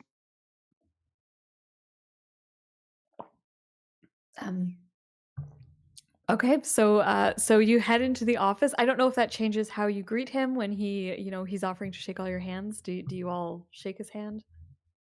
How Eva will, but plays along. I was gonna say Hal will shake his hand, but like I don't think it would take much of an insight check to be able to tell that Hal is on guard. Okay, yeah, that's fair. So Zilara says, as she did, she sort of says, she gives the credit to the group of you for collecting the book, and she says, Keeper Janusi, please allow me to present to you Human of Destruction. And she's sort of like beaming, and she like waves Hal forward. Yeah, holding the box in his one hand, he'll just slowly lift the lid so that the light like slowly starts to beam out across his face. Okay, awesome. And show the book. And then if he tries to reach for it, he's just going to snap the box shut. Okay, he does. He kind of reaches out for it, and there's kind of like he seems to appreciate the theatrics of the light glowing out. He does reach for the book, and when you kind of like snap it closed, he looks sort of shocked and said, and Zalara is kind of looks at him and says, "Are please, keeper, take the book. We are thrilled that you have shown such an interest in it." Kind of like saying it to the keeper, but kind of like hinting at Hal, like, "What the fuck are you doing?" Hal just turns and hands the box to Cassandra and be like, if you could just put that away for a moment while we have a discussion. Cassandra also. So okay, so before we move any forward here, you guys have had this discussion in your head about him being undead. Cassandra and Zalara are unaware, and you have not tipped them off. Am I correct? Correct. We have not said anything out loud. Okay, I just wanted to make sure. Cassandra looks somewhat surprised, but she, is used to following along with the party at this point. Realizes that you guys may have access to information she does not, and so she there's a rope appears, and at the top of the rope she kind of like puts the book inside. The rope disappears inside of the hole, and the book is gone.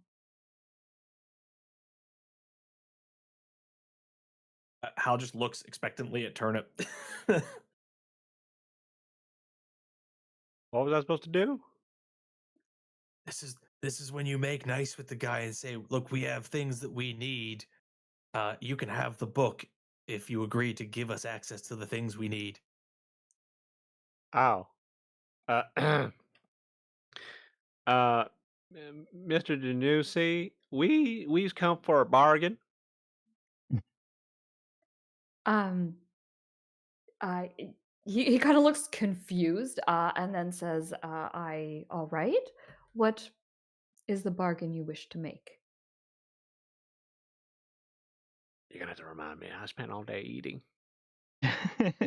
Fuck's sake.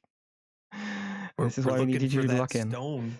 We're looking for the whispering stone. He We need needs to to give know us about- access to. Yeah. Oh, yeah. We's prepared to give you the book in exchange for location and whereabouts and details and all that other fun stuff no. about. That's not what we need. We know roughly where the book is. We need to know where the stone is. We need to know how to disable the stone. We need to know everything you can to tell us or books and stuff about the Whispering Stones.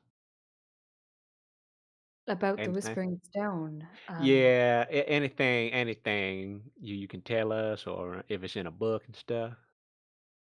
That'd be really good. That'd be nice.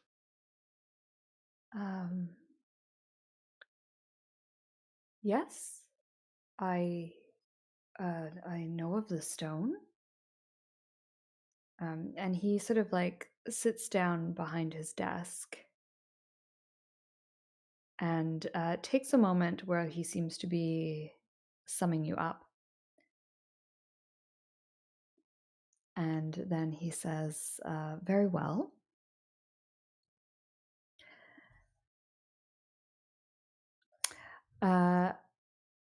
His voice is steady, but carries the weight of things too old to sleep. The Whispering Stone.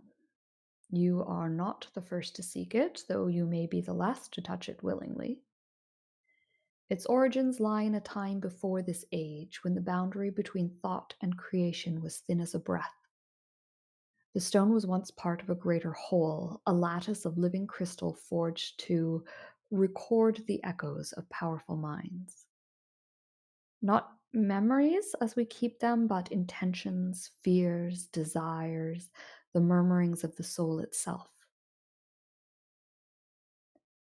When the lattice shattered, fragments scattered across the plains, each retaining a sliver of that terrible insight. And he touches a book on his desk, fingertips gently resting on the weathered cover, and says, "The Whispering Stone compels. It hears the thoughts of those who carry it, and in time it whispers back. It does not lie. No, that would be far kinder. But it speaks truths twisted by the one who listens.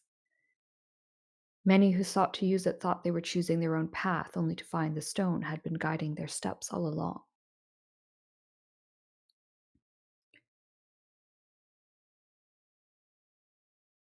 To stop it, you must bring it to the place where it was first fractured. Only there can its whispers be drawn out, unmade, and stilled. That place lies far from safety, and the stone will fight you every step of the way should you be able to retrieve it, for it fears oblivion as any living thing would." And then he straightens at his desk and says, "Should you choose to carry it, remember this: power that speaks softly is often the most dangerous of all, and the stone has been murmuring for a very, very long time." I guess that's why they call it a Whispering Stone. I think it could Indeed. It's the first bit written down. I was trying to keep notes and lost track. So where are we supposed to take it again? Where it was first made? Where'd that? You're close by? He again touches that book that is in front of him. And he thinks for a moment, and he says, "The lattice was first broken in a place now known only in the oldest records as the Vale of Unbound Echoes. A hidden wound in the world where reality still trembles from what occurred there. Once it was a serene coastal canyon, a place where thought and tide mingled freely, a natural conduit between the weave and the mortal mind. The lattice was an immense crystalline network anchored in the cliffs there, designed to channel memory and prophecy. But when it grew too full, strained with conflicting voices, it collapsed inward. The explosion did not scorch or shatter stone in the usual way. Instead, the world was unwritten, its shape blurred, its echoes loosened from time. No map shows it, no spell points directly to it. All right. Well, I guess that answers my next question. Well, we can't find. Okay. Well, all right. That's good enough for me. So, how do we get to this place if no map shows it and no magic will point that way?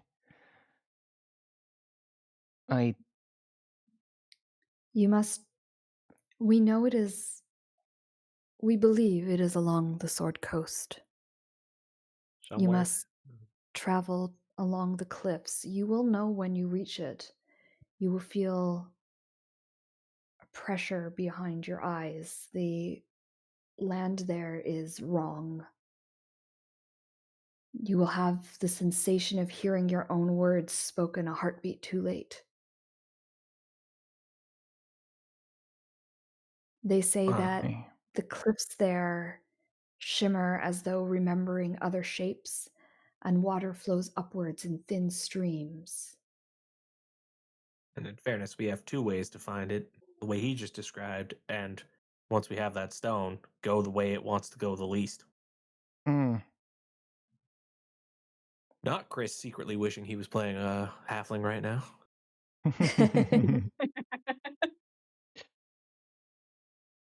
Okay. So then the question is, how the fuck do we get the stone? I don't know how much you've been clued into this, but it is currently on its way to Thay. Yes. I had heard. And he looks at Zalara and says, "And I hear they ran into a storm along the way." That's good. Unfortunately, it seems as though Wow. they were able to pass through the storm unhindered. That's bad. That is unfortunate.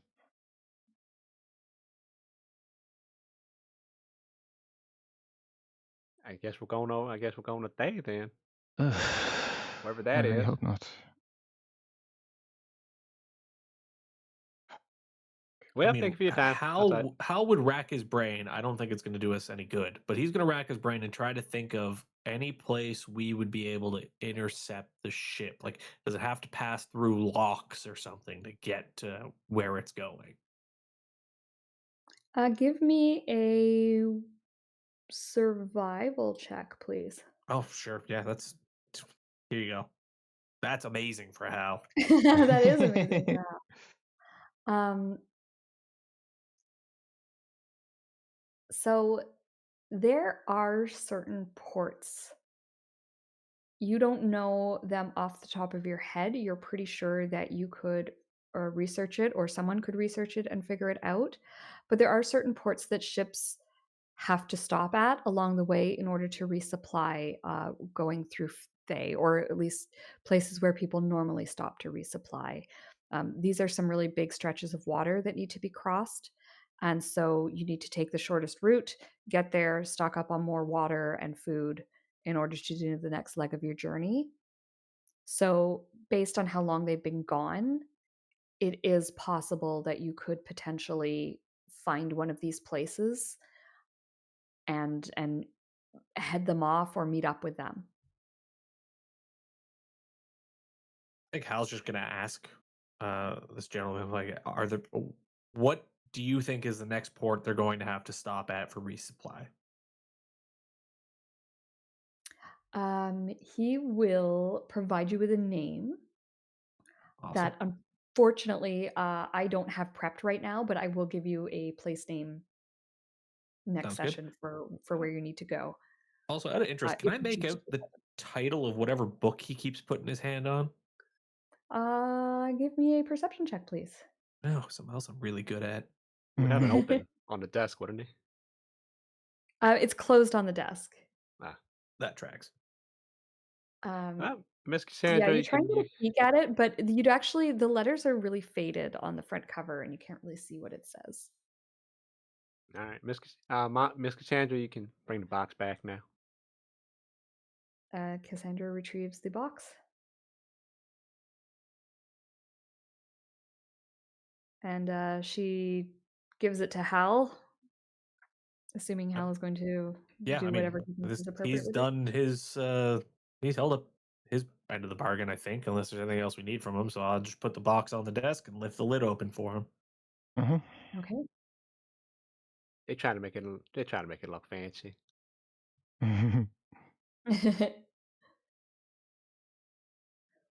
Awesome. Yeah, he looks quite pleased and takes the book and says, "Thank you. I will enjoy poring over this book." But ain't you It a will. human though? Isn't that like pretty dangerous? If you're human, because Miss Cassandra said it's probably a bad idea for any human because it's called a book of human destruction. You know what? Never mind. I can I He don't he know. sort of smiles at you and says, no knowledge is dangerous. The only danger is in how you use it. And knowledge for knowledge's sake is neither good nor evil. It is simply more information with which you can judge your own actions. You At guys are that so point, fucking lucky I'm not here to hear this shit. Hal chirps up and just says, "Oh, speaking of knowledge for knowledge's sake, I would be wary of Bookworm. They seem to be angling for your position after you retire. Although, in your current condition, I don't think that's something you'll have to worry about." He looks a little bit startled when you say that and says, I am aware of Skoda's machinations. Thank you for bringing them to my attention, though. I appreciate your candor. In terms of the other issue, I would appreciate it if you kept it to yourself for now. It is not something it is a new development in my life, and it is something I am still trying to wrap my own head around. You get yourself a little lady friend. You know what I'm Yes. saying? Yeah, you know what I'm saying? That the folly, you know, it was a title of a book I read when I was a kid called The Folly of Man. Yeah, goes just like that. That's what I'm saying. Thank you for the suggestion, Turnip. And with that, your audience is over, and you head on out, and we will just flip on over to Cora. Just before you flip over, once we get out of the door, Hal will turn to Cassandra and say, "Just so you're aware, he's a vampire." And then he's just going to sprint down the hallway, and he's just hauling ass to the market. He's hoping a fight breaks out. There's like scream. Yeah, you get there, they're screaming, everything is on fire. Hey guys, did not go well. Eva will be following Hal. Okay, so Eva and Hal are just taking off. Turnip, are you following behind them? Yeah. I'm not gonna try to keep pace with them because they're itching for the fight, but I'll follow. Okay. You guys head to the marketplace, and Cora, let's head on over to you. Oh god, okay. So you are. I head on will over to just the before market. I go there, just because I'm gonna cast Death Ward on myself. Death ward on yourself. Okay. Yeah, I'm gonna cast. I got some prepping to do. I got Death Ward. I got Disguise Self. I'm just gonna look like like a student, just like a early 20s nerdy human. Okay. Yeah, you cast Death Ward. You make yourself look like a great nerd. And then you head on over to the marketplace. When you get there, the market is, bustling as pretty much always is. And there is, you see the Avowed waiting for you in the appropriate place, the place that you had agreed to meet. He does not seem to He's kind of looking around, seems to be kind of like obviously looks like he's waiting for someone, and, he's kinda looking I was gonna say looking at his watch, he's looking at the sky, kinda waiting for 1 o'clock to roll around and kind of watching to see what goes on. He is currently by himself. What do you do? Well, I will spend a few moments just kind of like shopping at the like around him a little bit, just trying to stay in the area, see if there's anyone else that he's making eye contact with, any other people that he is there with but isn't like standing with, just trying to see if he's like not actually alone. Sure. Um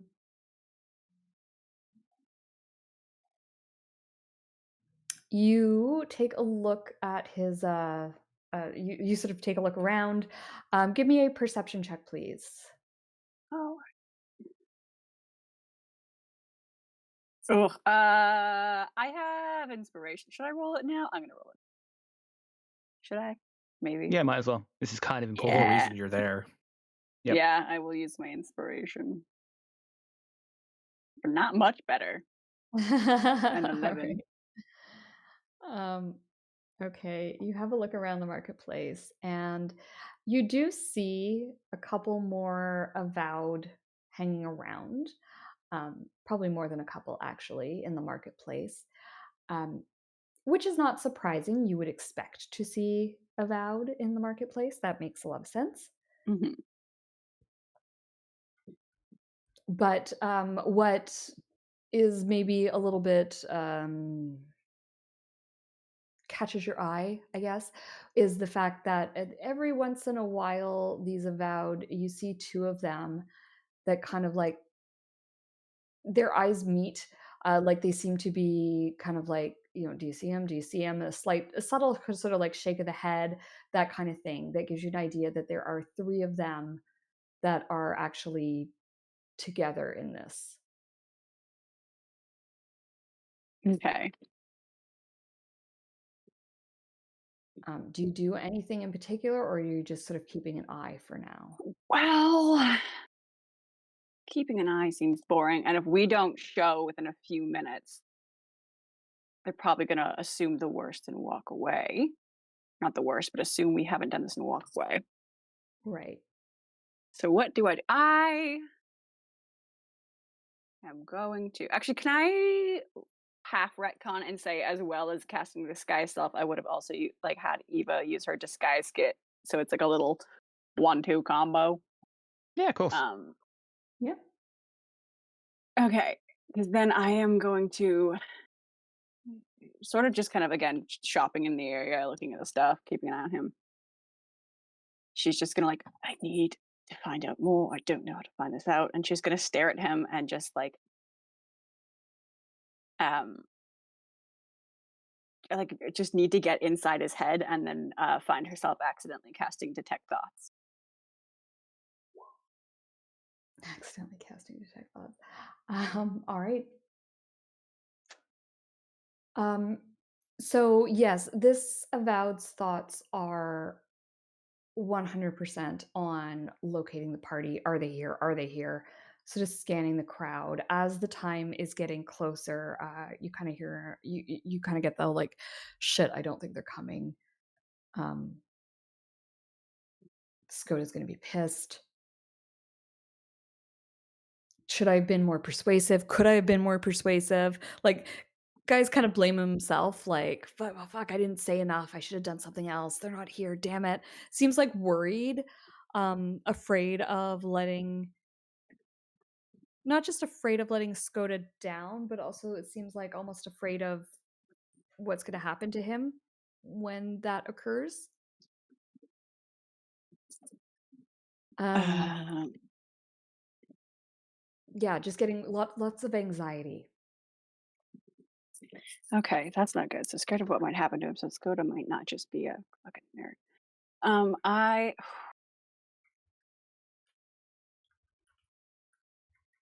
interesting. Okay. I will.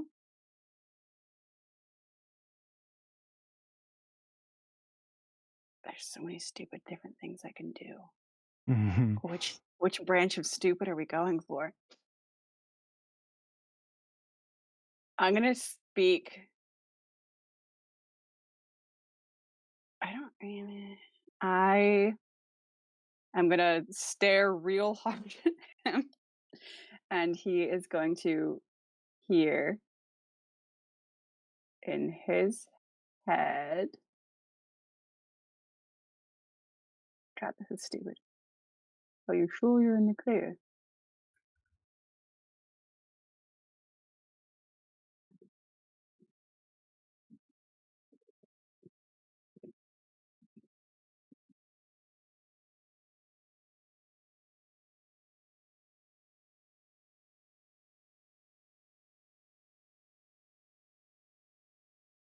He's going to hear in his head. Oh, did it cut out? Did I not say anything? No. Oh, maybe it cut out. Just, are you sure that you're in the clear? Are you sure that you're in the clear? Yeah. And how are you doing that in his head? Are you doing... I am telepathic. Yeah. Okay. I think she's just like willing him to like hear her. She doesn't know how this works fully, but she's just like, come on, something, and then that just like appears in his head. Okay. So he cannot communicate back. That was kind of what I needed to know. Yes. He sort of like jumps when you speak in his head. You see like a physical reaction from that. And he kind of like turns around, like who said that kind of idea. And then sort of you sort of see the realization on his face that that was in his head. And he walks over to one of the other avowed and says something. You get the impression it's something along the lines of, "Was that you? Did you hear that?" The other avowed's kind of like shaking his head and looking at him like it's a bit crazy. And then he goes back to his spot and keeps looking for you guys. I mean, was detect thoughts still active? Because in theory, she Yeah. could still read his mind. I'm still trying to read his mind. I'm trying to like probe. Oh, I see. He says, I guess in his brain, there's first of all like the shock of like, what the fuck was that? And where did that come from? And now there's a lot more unease, and he's even more on edge. And his answer is no, I'm not sure I'm in the clear. I think I'm fucked. Why would you be fucked with it?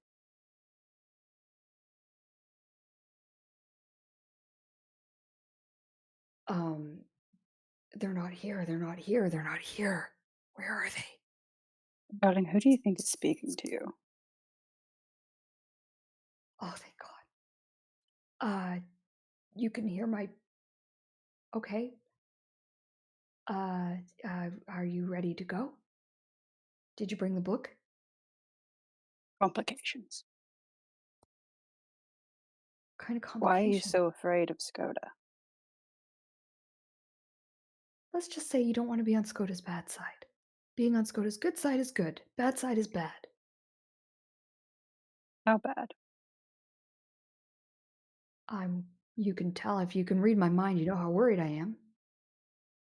Yes, well, I don't know what you're particularly afraid of now, do I? I don't know. I don't know how you're talking in my head. Well, play it cool. You're freaking out. Chill out. He's like, I do feel the need to point out that he's like speaking out loud sometimes when he's doing this. Like he goes, I don't know out Cora's like, loud. play it cool. I can hear your thoughts. Play it cool. What about Skoda is so bad? I want information. You think I would just come here with a book and nothing else? Come on. Skoda is powerful. Skoda is not kind to people who don't do their jobs as well as they think we should.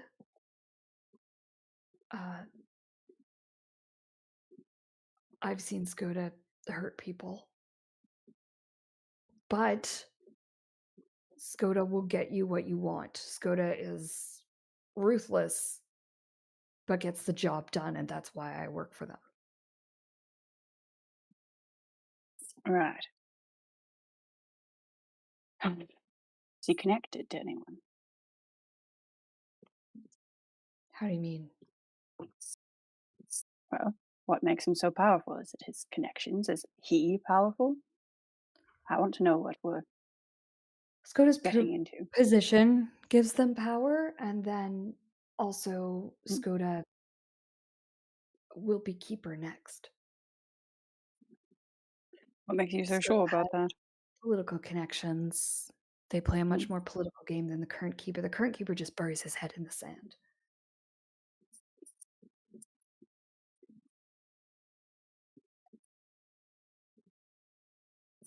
Right. But Skoda's probably not great for the city, are they, if they're this ruthless?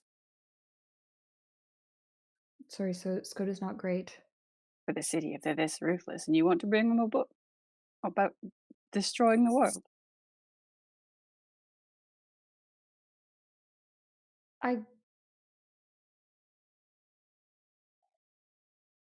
From now. The book about Skoda's not going to try and destroy the world. They're in the world. Right, They but want the book reshape because it, the perhaps. power it wields, not to actually destroy the world. Right, and you don't think that they might be corrupted at all? That the book might not drive them insane? Or they'd use it to wield it? You think this is a good idea? Yes. No, you don't. That's why you're so afraid.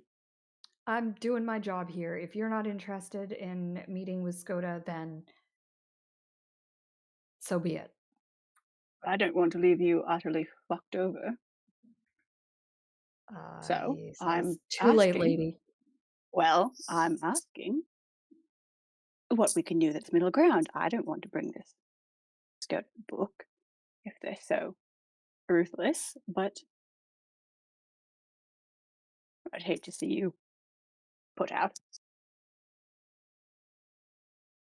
So I'm asking you to help me help you. I can take care of myself. Don't you worry about me. I can If you're tell not how coming with the afraid you book, are. you're not doing me any favors if you are going to double cross. Double crossing nothing. I promise nothing.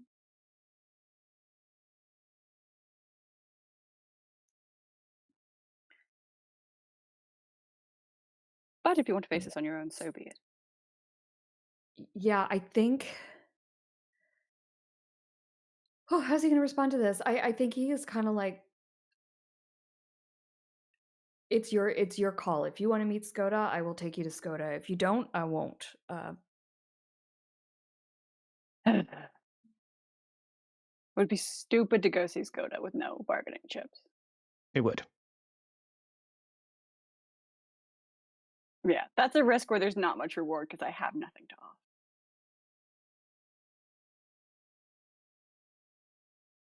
So as much as Cora loves a good risk, there needs to be some sort of incentive there. So I think she'll just, well, have it your way.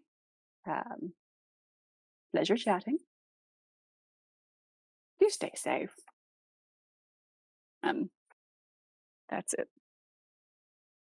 You see him kind of give the other two a head jerk, and the three of them head off together into Candlekeep. What do you do now, Cora? Do you head back? Do you follow them? What is your plan? No, well, if I leave around the same time they do, that's suspicious. So I'm just going to keep shopping. I'm going to be in the market. I'm going to look for some fun stuff.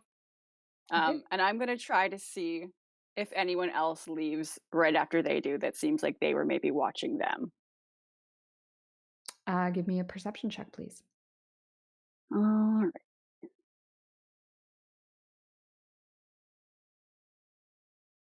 Fuck me running. Nope. Just you just see the three of them take off. Nothing else strikes you as being suspicious. Okay. Okay.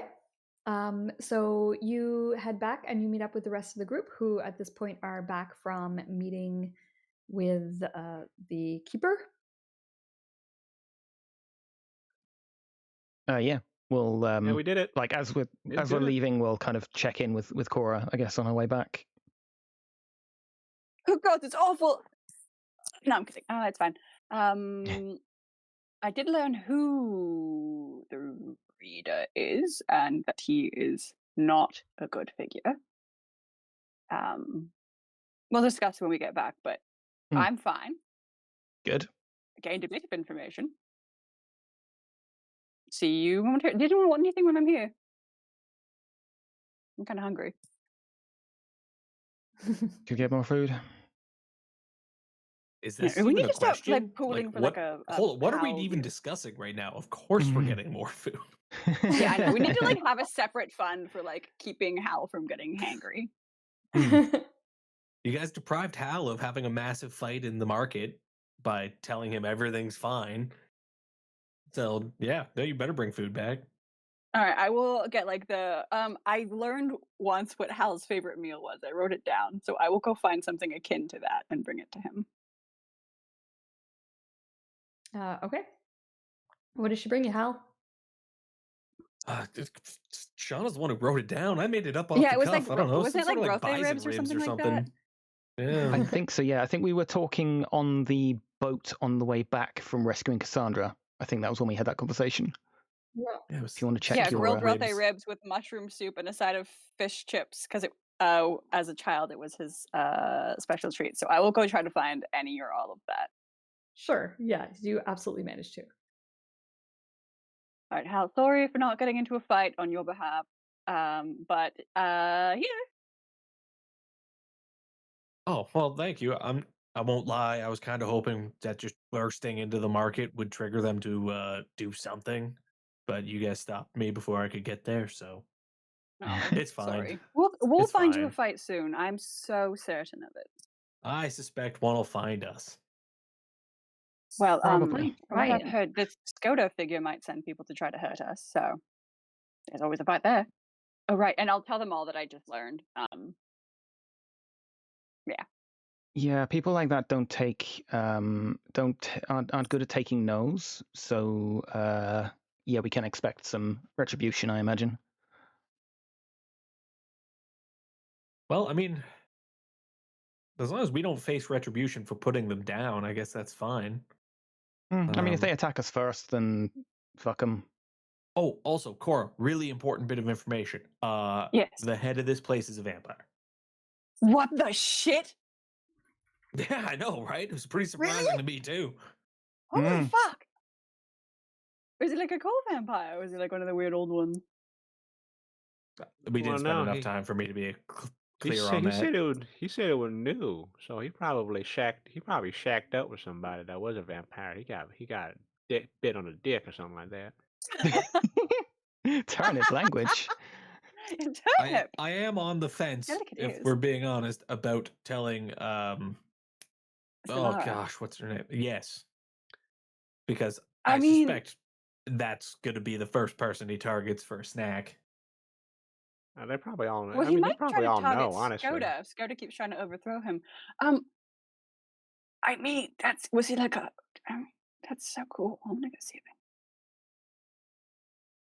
Look, he didn't give me any reason to try to kill him, so. Also, weird point of note. I was talking in the Avowed's head. What? Yeah, you're talking to people's heads all the time, though.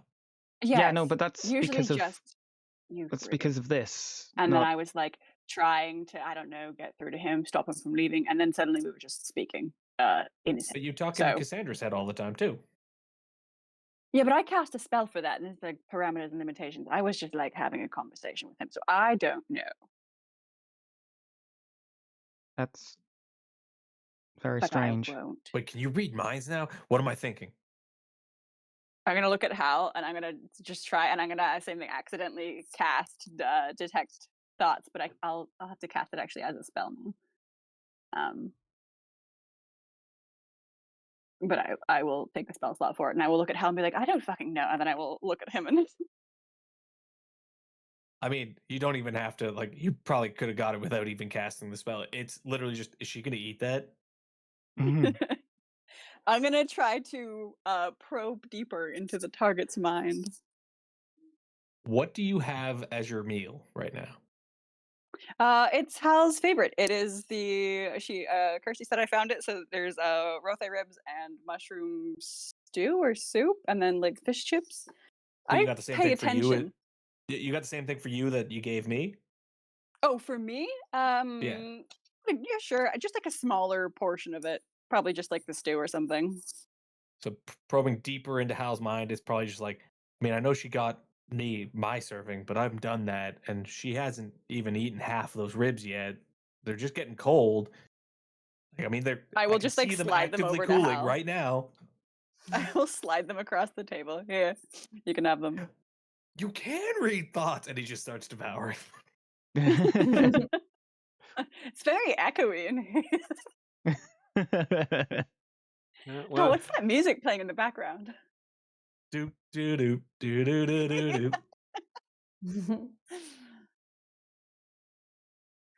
I by the believe way, it affects. Go on, sorry. Get ready to pack up because we're gonna be back on the move. We's gonna be back on the road pretty soon. Right, sorry. What did you all glean? Right, that was the important stuff. So there is a place on the Sword Coast that it looks like the stone can be like dismantled, which means we need to actually get said stone. Apparently, we have a rough idea of where it's going to have to stop in order to get to Thay. So we're going to potentially try and intercept it. We're going to sink a ship. Hells yes. Let's go. Well, we're thinking like potentially raid it while it's in port briefly, because it's going to have to stop to resupply at some point. Yes. That's where we're going. Do we want to try to raid it when it's just leaving or just entering port, so there's not like a bunch of civilians amidst a bunch of Fae and wizards that we're also going to have to worry about? Well, the ship will be too big to dock. It'll be moored, and they'll take rowboats to shore to resupply.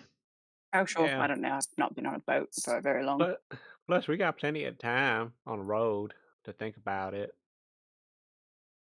They're pretty far ahead of us. But... Well, they're pretty far ahead of us, and it would take a long time to walk. And I just give like a little guilty look to Cassandra.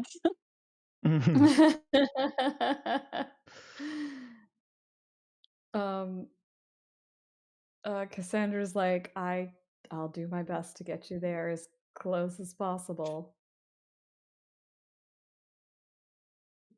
We, Cassandra, appreciate you so much. I know we ask for a lot of teleportation, and I don't want to be the like ingrates that are like, zip us around the coast. Thank you for all you do. Well, I suppose appreciated. The question is the port that we know they have to stop at. We have a general idea of where they are. Do we have to teleport to get there in time to intercept, or can we travel by foot or horseback or something?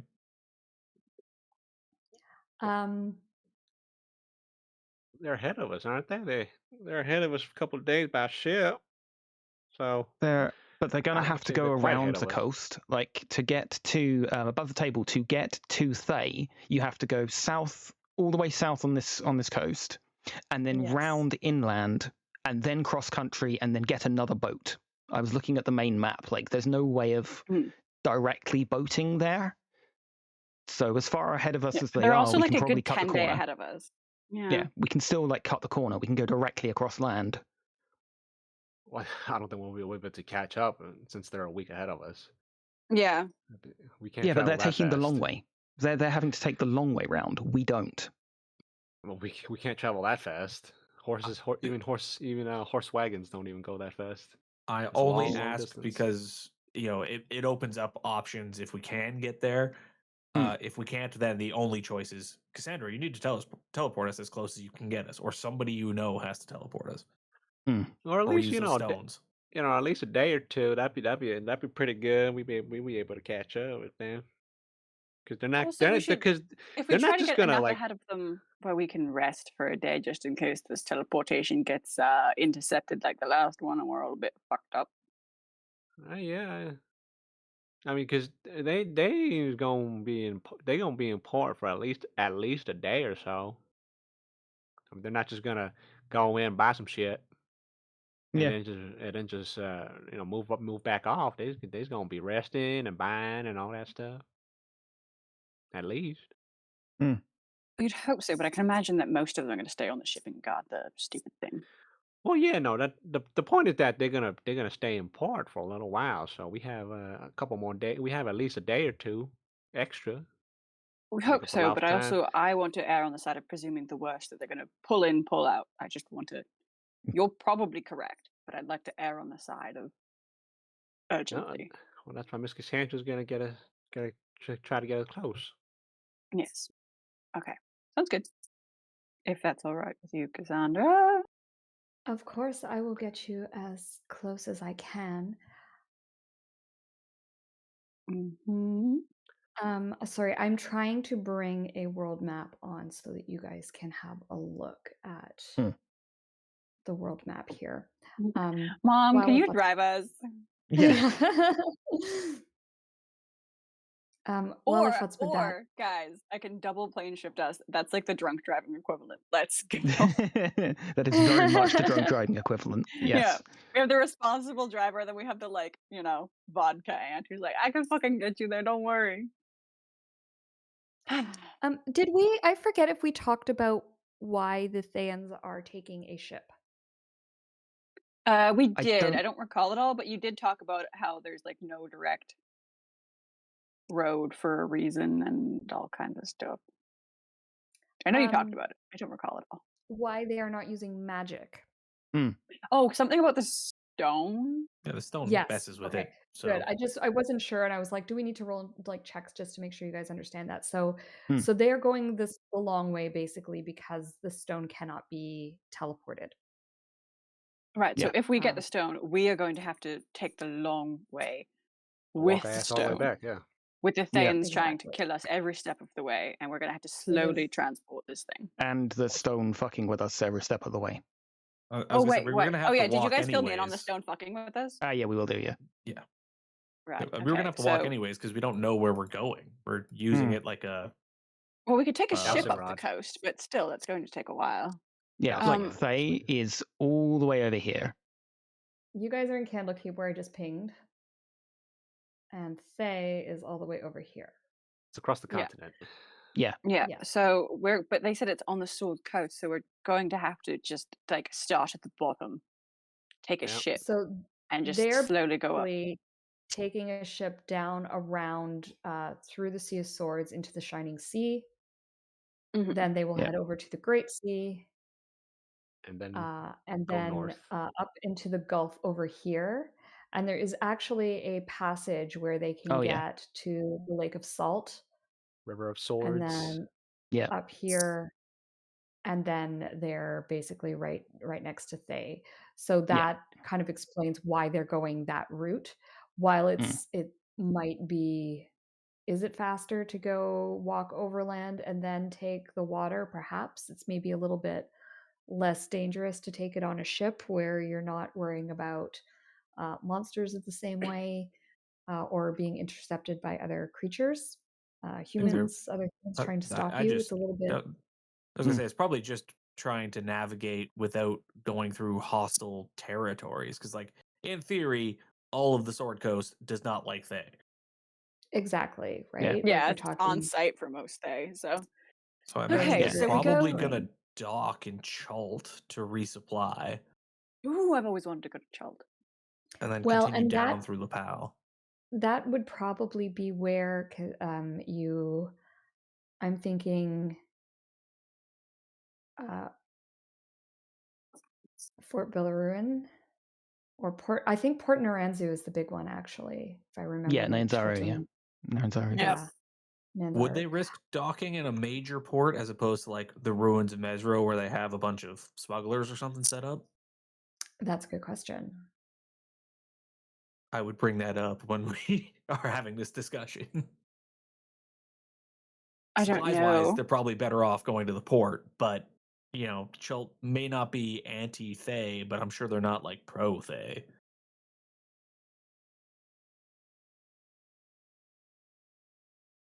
Well, wherever it is, wherever they's gonna be, do it in the morning. Do we want to stay in Candlekeep for the night after we just pissed off one of the raiders? Yeah, we sort of just really royally pissed off. I don't know where else we're gonna go. Anywhere that's not here. Cora taps go the out? amulet. Anywhere, you say? I'm kidding. I'm kidding. Don't freak out. We could go anywhere, though. I'm just saying, if they're tracking us, it could be a way to get them off our tails if we just fucking hop planes every 5 minutes. Okay, you gotta. Can we put those thoughts to rest for like 1 second? Because you've been at this like literally every day since you got that damn thing. That's also, probably not true. to At least I'm asking. Not to be. I'm sorry, Cassandra. I love having you here. You're very useful. Do we think they're scrying on her to spy on us? Possibly. I'm going to reach over and it's touch you, and I'm going to. Oh no, it costs a lot. That's fine. And I'm gonna poke her and cast non-detection. Well, they're not now. She kind of looks at you and goes, "Whew, that was an expensive spell." Well, we're still on this. I'm hoping we're still on the city's dime. So just occurred to me that we all have rings, and I don't believe she does. Well, we can't be heard through if I remember the rings correctly, that they wouldn't be able to hear our half of the conversation at least. But yeah. It's just, I mean, if they've scryed on her, they probably realize like, oh, she's at Candlekeep, which means they're probably either at Candlekeep or getting information from Candlekeep. Well, I don't know how often they scry on her. Like, it might be like once a day or whatever. I mean, it's an entire ship full of mages. I imagine they do it like at least twice a day.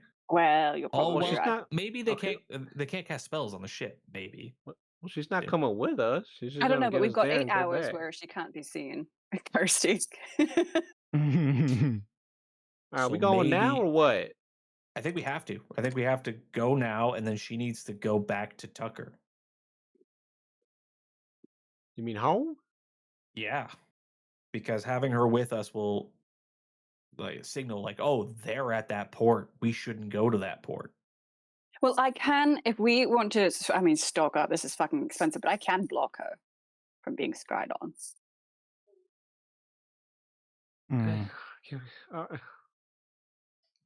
Again, reminder, most of my arsenal is for like sneaking around and doing shit. So if we ever want to be like not seen, are we going or are we staying? I guess we should go. All right then. All right, let's go, Miss Cassandra. Let's go. Every moment we waste, they get a little bit further away from us. Cassandra says, before we go, and I agree we should do it in all haste, do keep in mind, Milo, get your face out of my face. Do keep in mind that when you get to Chult, you will no longer have access to the resources that you currently do. Oh yeah, I'm used to being broke. Listen, if we have to do the 5-finger discount to save the world, so fucking be it. In fairness, I've been living as if we didn't have access to those resources for the most part anyways, so. I've been loving them. Yeah, I was going to say, Cora just cast a spell, costs 25 gold pieces, and if she's going to keep casting that kind of thing. This is two ladies over there that living in the high life. Sorry if I'm trying to take advantage of all of the things that we have to save the fucking world. It can spare 25 gold if we're gonna stop everyone from being taken over by fucking evil Thayans. They can cough up 25 gold. I just look at Hal like women. Am I right? Just shakes his head. Oh, Cassandra, when you get back home, could you look into the trial and see if there's been any developments and just let me know? Of course. All right, take care. Bye-bye. No, But is she not she's hopefully teleporting going over to there? teleport us first. Yeah, it's not like we're gonna run to Chult really quickly. Or I could get us there. Just say. Save that as a backup plan. And Hal's just going to All right. stand there in like the teleportation circle, waving his hand at Cassandra. Bye-bye. Alrighty. So Cassandra casts the I like the idea that teleportation spell. Zalara's gonna come by later to check on us, and we're just like already fucking across the world. Just gone. And she tells you to step inside of it. She is not going to come with you. She is going to try and cast this and just send you there. Yeah, that was the idea. Yeah. So I'm going to do my roll for her to see how this goes for you guys. As the teleportation kicks in, Hal just turns like, oh, I guess you're not going to be able to go for drinks with those college kids. No, I was enjoying it here. Teleport. All right, here we go. I'm going to get someone to roll me a D. Hang on, the spell's still loading here. We're trying to roll low because I've been on fire today. No, we want to roll high. We want to roll high. Well, I then think she somebody has else. to go with you. It's you and up to 8 willing creatures, so she's got to go with you. All right, then there we go. I need someone to roll me D100, please. Roll high. Chang, you want to take this one? I feel like you haven't rolled it. No, I'll give it a shot. 62. Good roll. You find yourself suddenly in the middle of the jungle. Oh shit. Nice. You can hear noises all around you. It is hot, and there's the sound of a dinosaur crashing through the underbrush towards you. And that's where we're going to save the I think Hal wasn't aware that she had to come with us. So we appear and he's still waving at Cassandra like, Miss Cassandra, you weren't supposed to come. She just looks at you and says, and now I'm out. And she teleports away. Good luck. Oh boy. Congratulations. You guys have once again bypassed a dungeon I had prepared. Oh, damn. What was the dungeon? I'm not telling you. I'm not using it. Oh. But anyway, you are now in Chult, and we will pick up. We're starting with a fight next time because I need to hit you guys with something. I keep trying and just Poor Hal's getting so pent up. Well, dinosaurs. the worst part, Lots of dinosaurs. the worst part is I feel like it's Hal who keeps managing to make us avoid combat by having random dumb insights. Like, wait a minute. Wait a minute, he's a vampire. That was a crazy not pull. expecting you to do that. I did not think you would figure that one out. Guys, what if we all go get bitten so we're souped up and then we go fight Thayan? Yeah, I don't know if they still have sunlight sensitivity, but if they do, it could really mess with us. Yeah. True, Cora is a lover of the sun. I feel like that would ruin her. There's not a lot of like night arena fights, so we could start that. You'd have to be an underground fighter, literally. Yeah. Oh no, but Hal wants the glory. Terrible. Well, thank you very much for the session, and we're off for the next couple weeks, right? Or playing next week. Playing next week, off after that. Okay. Playing next week, off the 20th, off the 22nd, 27th. Possibly off the 3rd, off the 10th. Oh yeah, that's right. We're off the 3rd, the 10th. Off until sometime in February, I'm guessing. Shauna. No, I'll be back. I can play the 17th. Do we want to post a schedule in the Discord and One do so, shots and and then shit. work out what to do for It'll that. be fine. Yeah. And Nick, I'm gonna run some Saturday morning one shots, probably on the 27th and the 3rd. Okay. So if either of those days work for you, let me know what you want to play. Okay. And I will prep, or both of those days. I will potentially do both. prep something so that you can join us. Okay. Because I'm also going to do things during the week, but I realize you can't make those ones. So Sure. Awesome. Kirsty, do you have like 5 minutes? I want to run something by you about Hal before Ooh. call it a day. Absolutely. Perfect. Have a good one, everyone. All right. Take care. Have a good one. Talk to you Bye, later. Bye.